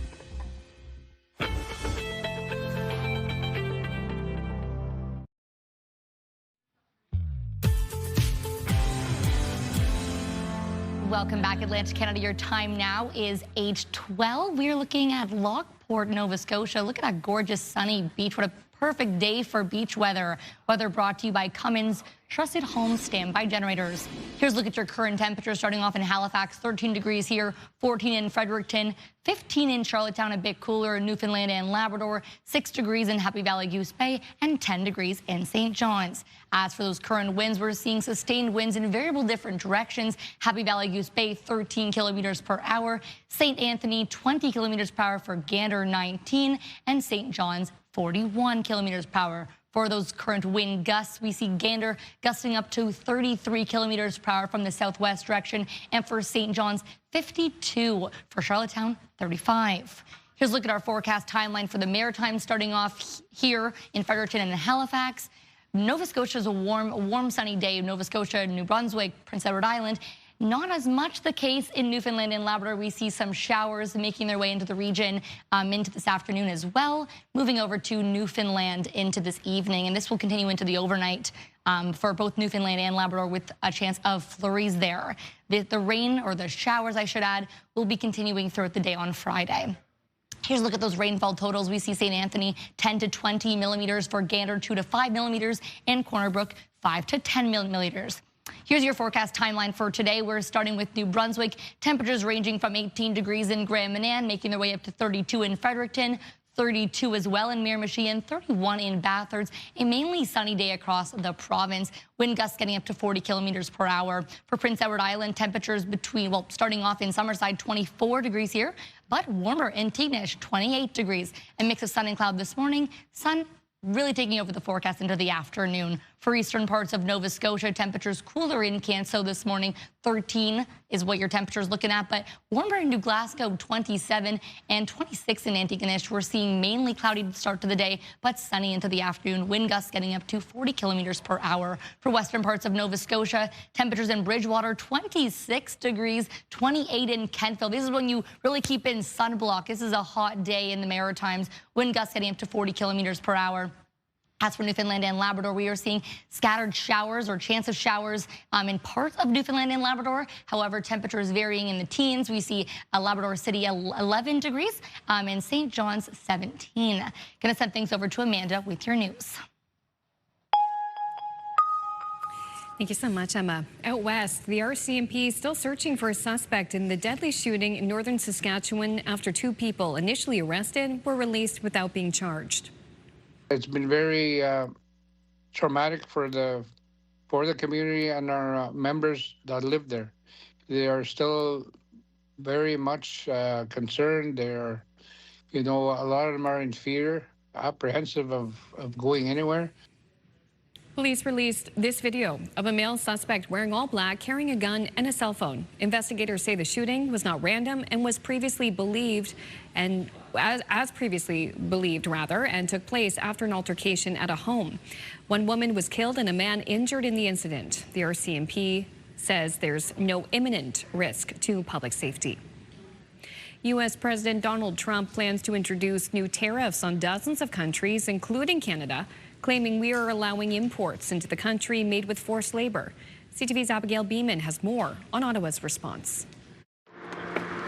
Hello. Just hours after the U.S.-Canada trade minister said he had a positive meeting with Jameson Greer, Greer put Canada on the list of countries that could be hit with a new 10% tariff. The failure of our most important trading partners to address the importation of goods made with forced labor is unacceptable. This creates a dynamic where American workers are forced to compete globally on an unlevel playing field, Greer said. This is not a surprise. The Prime Minister pointed out the vast majority of goods fall under the Canada-U.S.-Mexico free trade deal and won't be impacted. He says Canada supports the overall objective. We made some changes earlier this year on things that candidly were not as effective, so there's ways we can change things legislatively. We'll be proposing that to the House in the coming weeks. It's not about forced labor. It's about finding a new reason, any reason they can, to apply a tariff on Canada and the world to harm our economies. It's just like the fentanyl tariffs. LeBlanc wouldn't answer whether he and Greer discussed Canada's move to allow some Chinese EVs into the market. We don't discuss publicly the content of private conversations. This administration is willing to use any leverage it has in order to get Canada or any other country to do what it wants. U.S.-Canada expert Christopher Sands says the U.S. is intentionally moving some trade irritants outside CUSMA, or as it's known here, the USMCA. The good news is that might mean the USMCA could move as far as renewal, or that the negotiations could be more constructive going forward. The bad news is this is designed to keep the U.S. with leverage, even if we renew USMCA, because we have the other issues that we could use to impose tariffs on Canada. Now, these tariffs aren't in place just yet. Experts say important to point out there is a process. The USTR will hold hearings about them July 7th. Abigail Beeman, CTV News, Washington. Thank you, Abigail. Another break here in your Morning Atlantic. When we return, we're talking about packing more protein into your diet. And that's on the other side of this break. Please stay with us.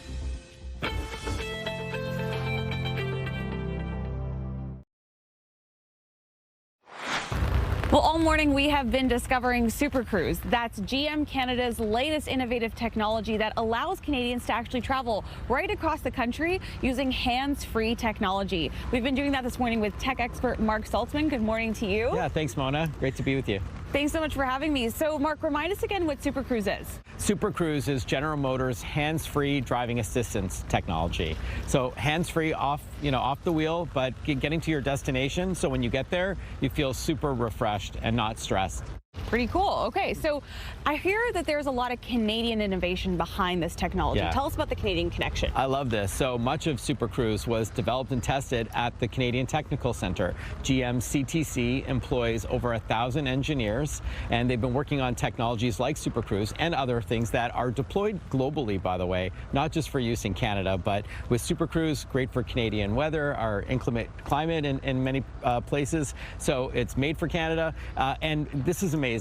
Since Super Cruise started, more than 1.6 billion kilometers of roadways have been driven so far across Canada and in the U.S. with this technology. So works like a charm. Okay, I love that. Now, what makes it different from other hands-free technology that's out there? Yeah, so Super Cruise is the only hands-free driving assistance technology that supports trailering. So if you haul, you've got a camper or a trailer, or you've got gear like gravel to a work site, it works flawlessly. So it accounts for the extra weight at the back and the extra, of course, length and even height, and keeping you in your lane, again, doing its thing so you can, reach your destination safely with the vehicle doing all the heavy lifting. I love it. Now, that's smart tech for you. Yeah, I love indeed. that. Yeah. All right, well, Mark, thanks so much for your time with us this morning. If you want to find out more about Super Cruise and the routes and the roads that you can take all across Canada this summer, you can head online to the website you see on your screen, and happy cruising. Thank you so much. All right, it's 8:23 with protein now. That's our topic of conversation. It's one of the hottest trends in nutrition, appearing in everything from coffee to cereal to desserts and snack foods.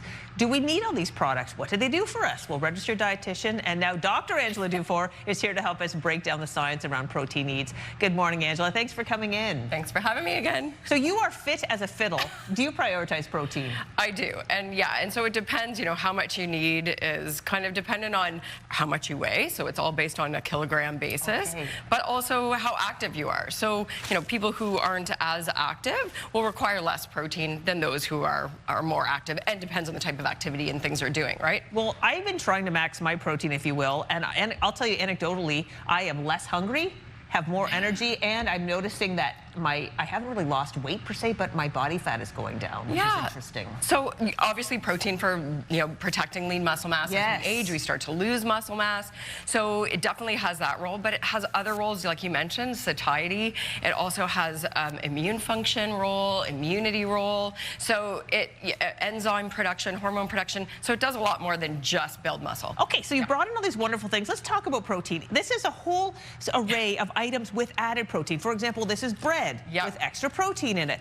Do these products actually give you more protein? So good question, great question. They're popping up everywhere, from anything from chips to ice cream to grain products. So you really want to pay attention to what type of protein's added. So there's different, protein isolates. So soy protein, so for somebody who might be allergic, really important to look at the label and find out what actual protein is added back to that. The other big thing, Crystal, is sometimes it pushes out other important nutrients. So when we're looking at this protein maxing, is kind of what they're calling it now, phase, you're really looking at other foods that might be missing some of those important nutrients as we compare them to whole protein foods like eggs, dairy, obviously nice quality, complete protein sources that are going to give you other nutrients like your B vitamins, fiber, essentially, and some other products too. So that's true. You're not just getting protein, but you're also getting all kinds of other wonderful things that are good for your body. So you've brought in these items. You've got the dairy products over here, and then on this side, we've got some other items that offer protein. So obviously, beef, eggs, even soy is a complete protein. And when we say complete protein, we're really talking about all of those essential amino acids that are your building blocks of whole protein sources. So things like soy, tofu, eggs, beef, lean chicken, poultry, fish, right? They're all going to give you all of those great additional nutrients that we may not be getting when it's pushed out of those highly processed protein-enhanced foods. All right, what the heck is an incomplete protein? Good question. So those would be foods that are missing some of those essential amino acids. So all of our beans and lentils, even grains, they'll have, again, some of those essential amino acids, but they're not all of those essential amino acids. You can balance it in the run of a day in your meals to kind of get that complete protein or amino acid Yes. balance. But when we look at recovery protein specifically, that's when we want to focus on those whole proteins with those essential amino acids. I have learned a lot today. We've got about 20 seconds left. Anything else you need our viewers to know about protein before we go? Yeah, look at the labels, make sure you know what you're getting, and more isn't necessarily better, right? Yeah. So yes, we have higher needs. It's sometimes easy to get when we focus on getting those complete proteins from whole foods. So, well, Angela, this has been really informative. Thank you so much. Thank you for making those deviled eggs. I will be having one in the break. Perfect. All right, it's now we're going to turn attention over to for our 3-day forecast.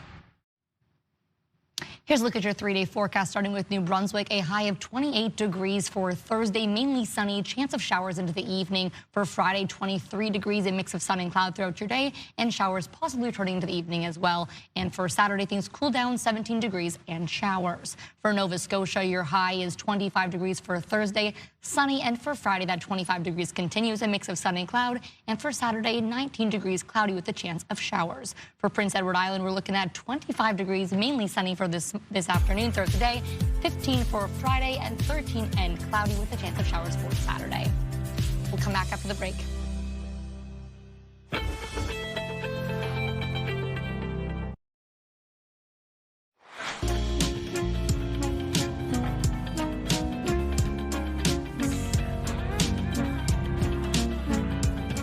Still ahead this morning, we will meet with Zamani and hear more about cycles. It's a beautiful song. She's going to sit down with Crystal for a conversation about her music and being one of 6 women chosen for a prestigious national program.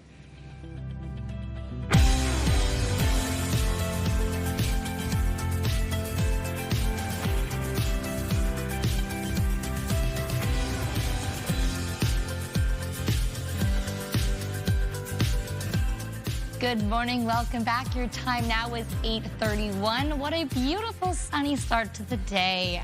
Yes. Oh, I love when the sun's shining. Life is just so much easier. I am solar. I am one of those things you have in your dashboard or on your kitchen sink that goes like that is fully me. It's so good. Also, what's going to make you smile is listening to Zamani's song. Yes. Cycles. It is so beautiful and soothing. What a talent. And she's from our region, making waves across the globe. And I'm so excited for you to sit down with her, Crystal. Yeah, she's coming in studio.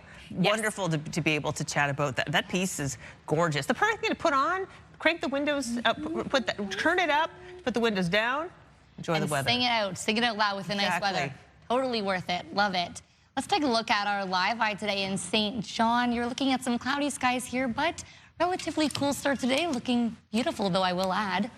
Let's take a look at some of our current temperatures across the region. We're looking at Halifax at 13 degrees, Fredericton 14 degrees, in Charlottetown 15 degrees, cooler in Labrador at 6 degrees in Happy Valley Goose Bay, and 10 degrees in St. John's, Newfoundland. For that UV index, it is very high across the Maritimes, 8, so be sure to bring out that sunblock and hydration, drinking lots of that water. This UV does continue moderate to high for the Newfoundland and Labrador as well, between 5, 6, and 7. So bring out that sunblock there as well. Here's a look at your satellite and radar. A sunny day in the Maritimes. Warmer temperatures progressing throughout the day. Clouds over in Labrador and in Newfoundland as well, as there will be a chance of showers into this afternoon. Taking a look at our current winds, we see Happy Valley Goose Bay heading in from the north direction, gusting up, or not gusting, wind sustained at 13 kilometers per hour. St. Anthony, 19 kilometers per hour, and Gander, 19 kilometers per hour as well. For those gusts, though, we do see Charlottetown, 35 kilometers per hour for Gander, 33, and St. John's, 52. I'll have more on your weather a little later in the show. For right now, let's send things over to Amanda. Thank you, Emma. And we begin with a growing crisis in the hub city. Right now, emergency crews in Moncton are answering to 5 times the average number of overdose calls.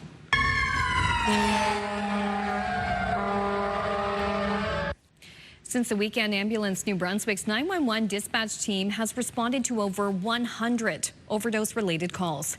And the Moncton Fire Department responded to 23 overdose calls in an 8-hour period Wednesday. In comparison, 5 is the average for a full day. Crews say they've been attending to 1 person, while others have dropped to the ground right in front of them.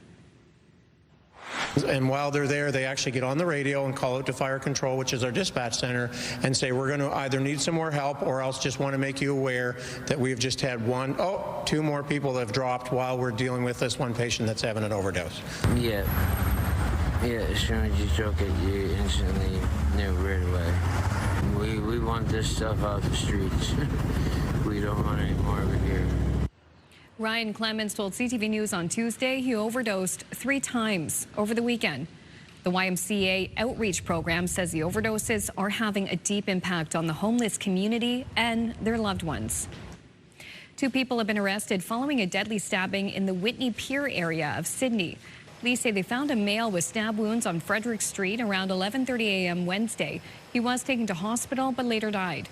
Several RCMP detachments became involved in the search for a vehicle spotted leaving the scene. It was located near Orangedale, and police arrested 2 men. The identity of the victim has not been released. Hundreds of New Brunswick farmers yesterday protested the provincial government's decision to privatize vet services for large animals. A parade of tractors made their way to the legislature, with farmers calling for the Liberals to reverse the cuts. The cuts, outlined in March's provincial budget, are meant to save $4 million annually against a $1.4 billion deficit shortfall. I'm a vegan, and I'm standing with farmers. I'm a Liberal, and I'm standing with Conservatives.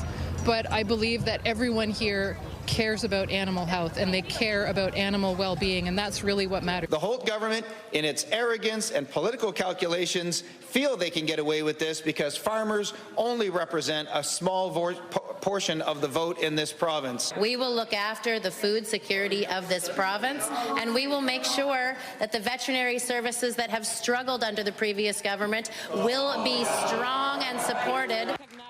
Inside the legislature, the topic dominated question period. The provincial government plans to make these changes over the next year.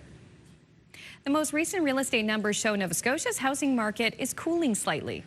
Still a relatively healthy market in Nova Scotia. The prices are up by about 1%, even though the home sales and the new listings are down 5%. Home sales dipped 5% last month, while new listings also fell. Despite the slowdown, prices still edging higher. The average home in Nova Scotia now sells for just under $500,000. And with summer traditionally bringing more closings, industry experts say this slower spring may only be a pause and not a trend. The P.E.I. government is spending $5 million to make sure the cameras roll on Netflix's adaptation of the best-selling book This Summer Will Be Different. Earlier this year, Netflix ordered a 10-episode series of Canadian author Carly Fortune's book, which is set on the island. It will be shot in P.E.I. and Toronto. The Prince Edward Island Film Production Fund is spending $5 million on the project, which is expected to grow the province's movie industry. Production on the show is expected to start in the coming weeks. This Summer Will Be Different follows a woman who falls in love during a visit to P.E.I. Now, this was a very popular item after a popular show. A hotly awaited product drop linked to the excitement around heated rivalry sold out very quickly. All right, so tonight we can do the men's short form figure skating? Or? My buddy Joe's in that program. We'll train together. It's that sweater in the middle. Pre-sales began Wednesday for the white fleece jacket worn by Hudson Williams as his character Shane Hollander in the hit series from CTV's Bell Media partner Crave. Demand was high despite the, do you know how much it cost? $356 price tag. I was going to say about $130. That's what I'd pay for it. $356. Oh. So all sizes of the fleece are sold out, at least for now, with orders set to ship in May. Now, 10% of proceeds will support You Can Play, which is an organization aimed at addressing homophobia and other forms of discrimination in hockey. Both the NHL and its Players Association, they'll match contributions up to a combined total of $50,000. Yeah, people not so happy about the price, and this is the pre-order, so it doesn't mean you won't eventually be able to get it, but it's still sold out. It's pretty awesome. Very fast. Very expensive. Can we sew? Can we learn to sew? Maybe we can make some knockoffs. Make some money off of it. We can still donate a portion to charity. Yeah. All of it to charity. It's a nice sweater. I totally wear it. Yeah, it's really nice. That. I mean, hopefully you don't need to wear a thick fleece like that anytime soon, you know? Not today, that's for sure. Not today. My challenge with items like this is how do you wash it? because if you gotta guess just in cold, because I don't want the red to like blend into the white. Ooh, the delicate cycle. Yes, maybe. And hang dry it. hang to dry. All right, we're cool. All right, guess what? Jack White of the White Stripes has a new show in London, but he's not playing music. It's an art exhibition. The display are sculptures and installations made from stuff that he's found while lying around on the road. Many know Jack White has ties to Cape Breton, but you may not know that before he became a rock star, he was actually an upholsterer. He even opened up his own shop called Third Man Upholstery during the 90s. Wow. Right? Imagine it's items he found lying on the road, not like he was lying on the road. Yeah, that's right. I didn't word that well, did I? No, it's just teasing. But that's it. I worded it such that he was lying and then he found the items. But yeah, the items were lying on the road. He was probably upright, maybe even moving. And now it's time for your community calendar, where we highlight events taking place across the region. St. John residents are invited to cheer on Canada's team at a community Blue Jays watch party on the Boardwalk stage at the Gathering Space. The game will be broadcast live on the big screen for an afternoon of energy, excitement, and Blue Jays pride. Come out and support the Jays Sunday, June 7th from 1:30 p.m. until 5. For the rain location, head to their website. The curated Coast Weekly Indoor Pop-Up Market returns to Charlottetown from Saturday, June 6th until September from 10 a.m. until 4. You can browse and shop local vendors, handmade goods, and explore unique finds from small businesses across P.E.I. For additional information, check out their website as well. And there will be a flea market held this weekend in Cole Harbour, Saturday, June 6th. Come out and support Shop Local from 9 a.m. until 1 p.m. For additional information, contact Carolyn at the number on your screen. If you have any upcoming events, send the details to yourmorningatlantic.ca. Your Morning Atlantic CTV. Oh my goodness, yourmorningatlantic@ctv.ca. That was a mouthful. It's always a mouthful. You did great. Easier to type. And everybody can see it there. That's Emma. true. If that is your only thought this morning, Emma, you are a pro. Oh my gosh, exactly. All right, another break here. Emma's got another look at the full forecast and then a prestigious program. Oh, this is a great song, Cycles. Crystal will sit down with Halifax musician Zamani about recently being recognized for a National Accelerator program. We'll learn more about that and her music when we return.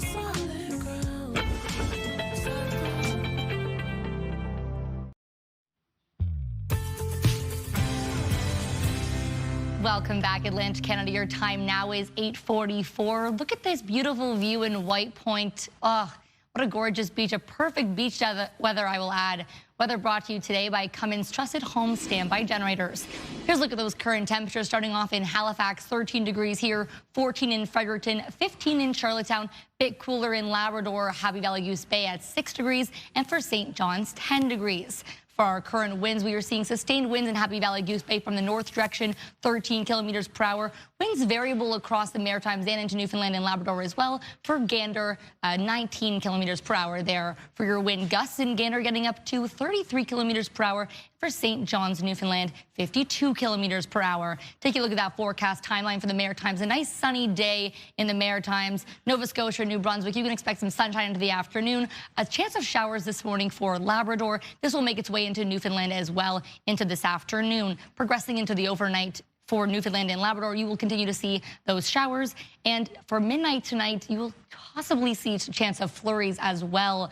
This will continue into the into Friday morning, but cloudy for the Maritimes. So keep that in mind. For rainfall totals, we're looking at 10 to 20 millimeters in St. Anthony, 2 to 5 millimeters in Gander, and 5 to 10 in Corner Brook. For your forecast today, starting with New Brunswick, temperatures ranging from 18 degrees in St. John up to 32 in Miramichi, 32 in Fredericton as well. A mainly sunny day for New Brunswick. Gusts getting up to 40 kilometers per hour. For Prince Edward Island, 24 in Charlottetown, 23 in Surrey, and 28 in Tignish. Very, very warm there. Sun and cloud in this morning, but sun to the afternoon. So enjoy that. Bring up that sunblock. For eastern parts of Nova Scotia, we're seeing temperatures 13 degrees in Cancel, a bit cooler than the rest of Nova Scotia here. We have 24 in Amherst, 23 in Cheticamp. So a nice warm day, sunny across Nova Scotia, or eastern parts at least, but does continue into the west parts as well. 20 degrees in Halifax, 23 in Shelburne, and 24 in Digby. Wind gusts getting up to 40 kilometers per hour. For Newfoundland and Labrador, we're seeing temperatures in Nain, where it's coolest, 5 degrees. Warmer in Labrador City, 11 degrees. St. John's, 17. Showers are to be expected in some areas of Labrador as well as Newfoundland. Some sun and cloud mixed in there as well. I'll have more on your weather a little later in the show as we wrap up the day, but let's send things over to Crystal for now. Thank you so much, Emma. It's 8:47. Now, Halifax-based producer, songwriter, engineer, and artist Zamani Falade was recently selected as one of 6 participants in Music Publishers Canada's 2026 Women in the Studio National Accelerator. It's a program supporting women and gender-diverse music producers through mentorship, skills development, and more. Her music blends R&B, neo-soul, and jazz, and her new single, Cycles, was released last month. Take a listen.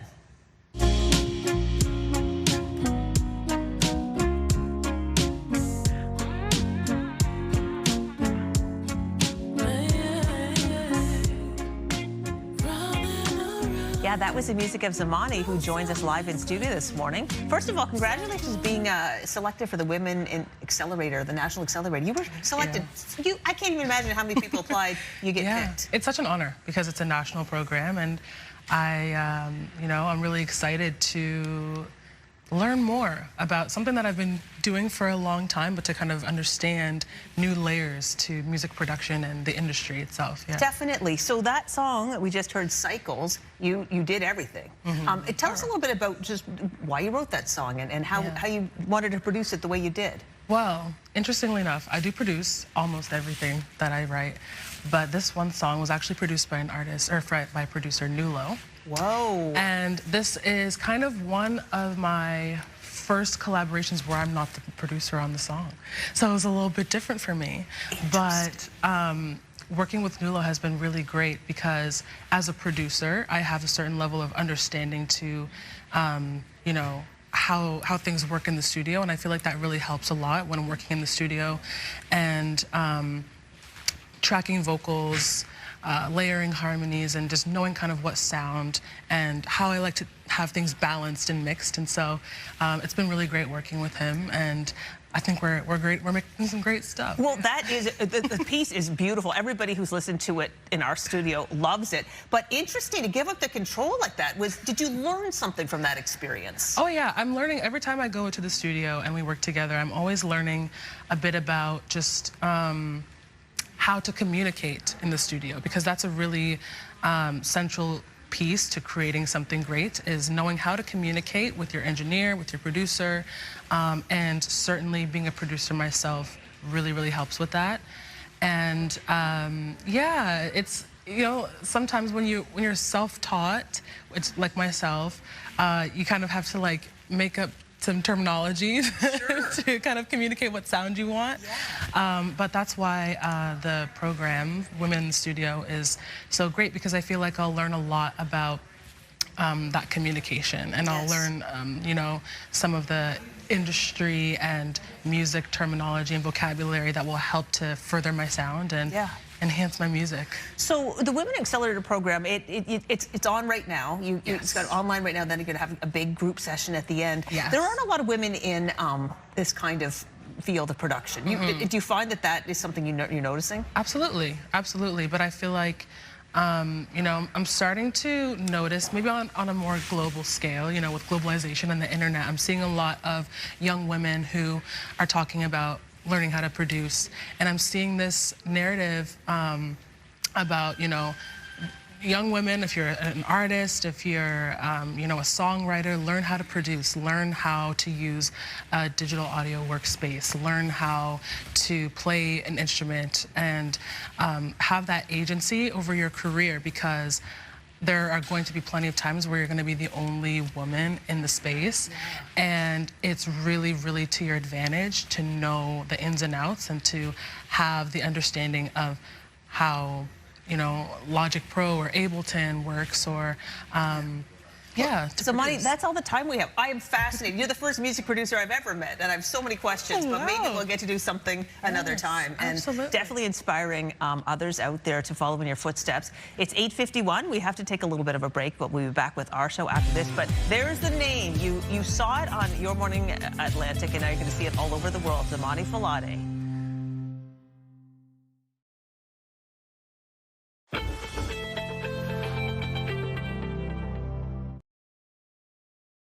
Welcome back. I loved your conversation with Zamani. Yeah. You should listen to the whole cycle song at home. It's so good and calming. No, it's so nice. It's on my playlist for the day. He's leaving the building. Bye, bye, bye. And yeah, and Zamani's invited us into her studio to remix something together. See how it's done. That sounds like a good shoot for Crystal to go on. Yeah. Singing there too? Definitely, definitely. Now, a lot of viewers were saying a big app that they like to use is a music-related app. It's one of the questions that we were asking our morning for the Move Morning Chat. We were asking, besides Facebook, Messenger, what are the apps that you use the most? So here's what you had to say. Pat from Timberley, the two apps I use most are Maple Scan. I haven't heard of this one. Where I scan grocery items for info on specifically if it's Canadian or not. Cool. The second app is Maps because, well, I have no sense of direction and heaven knows where I'd end up without it. Those are both great. That's what I use a lot, Maps. Yeah. Maps is a good one. Deborah from Avonport, I have two favorite apps. I agree with Peter. Libby is the best app for books and audiobooks, and I also use Merlin to listen to the birds in my area or wherever I go. I love it. Ooh, Deborah, I didn't know that existed. I'm going to download Merlin. I think so. Me too. I'm into that one. Colleen from Parker Ridge says, I use Rakuten for shopping a lot. That's like you click on the app before you click on the website. You get some money back for it. Okay. She says, I have the app for solitaire and use Block Blast 2, mindless fun. So she's like Latavia, loves games. Next up, we have Denise from Halifax. The app I use most is Weather and Google Gemini, which is their AI chatbot. Ask questions. Joyce from Spryfield. I use Facebook the most, checking in on friends and family. I get everything from news to weather and lots of funny stuff to keep me entertained. Up next, we have Mo from Bathurst, not on Facebook, usually on the weather app or Spotify. Love music. Spotify's the best. I have Apple Music and Spotify. Ooh, you have both. I needed to have both. I need options. Because I was going to say, what do, like, I don't think we got into what apps you two use the most besides, you know, Facebook or texting or Messenger. Well, what are the ones? Spotify constantly, because I have different playlists for different things. Yes. YouTube. Constantly listening to, I love to learn, constantly listening to learning new skills. Yes. Yeah, you can learn anything from YouTube. The Good Hang, I was just watching on that Amy Poehler's podcast. I haven't ever heard that before. Oh, you would love it. Yeah, very positive. I'm sure I would love it. I love Amy Poehler. Yeah, Emma, what are the two you use? I use the Strava, to be honest, to track running, and the Health app, which tracks your steps. So I use it more for, I guess, exercise purposes, but Health also tracks your heart rate and sleep as well. So beneficial. That's cool. Don't just kind of got into it. I was going to say, don't look at the sleep one when you woke up for this shift. Yes. Ignore it. Oh my gosh, I'm trying to think if there's any others that are absolute must-haves. Everything's an app. Like even the calculator is the app, but oh yeah. Yeah, I use the clock app all the time. Yes, for alarms. Oh, that's a good one. Oh, clock. We are. There you go. Oh, look at the vivid colors of Peggy's Cove today. Yes, enjoy this nice sunny day across the region. A little cooler in Labrador, but a beautiful day.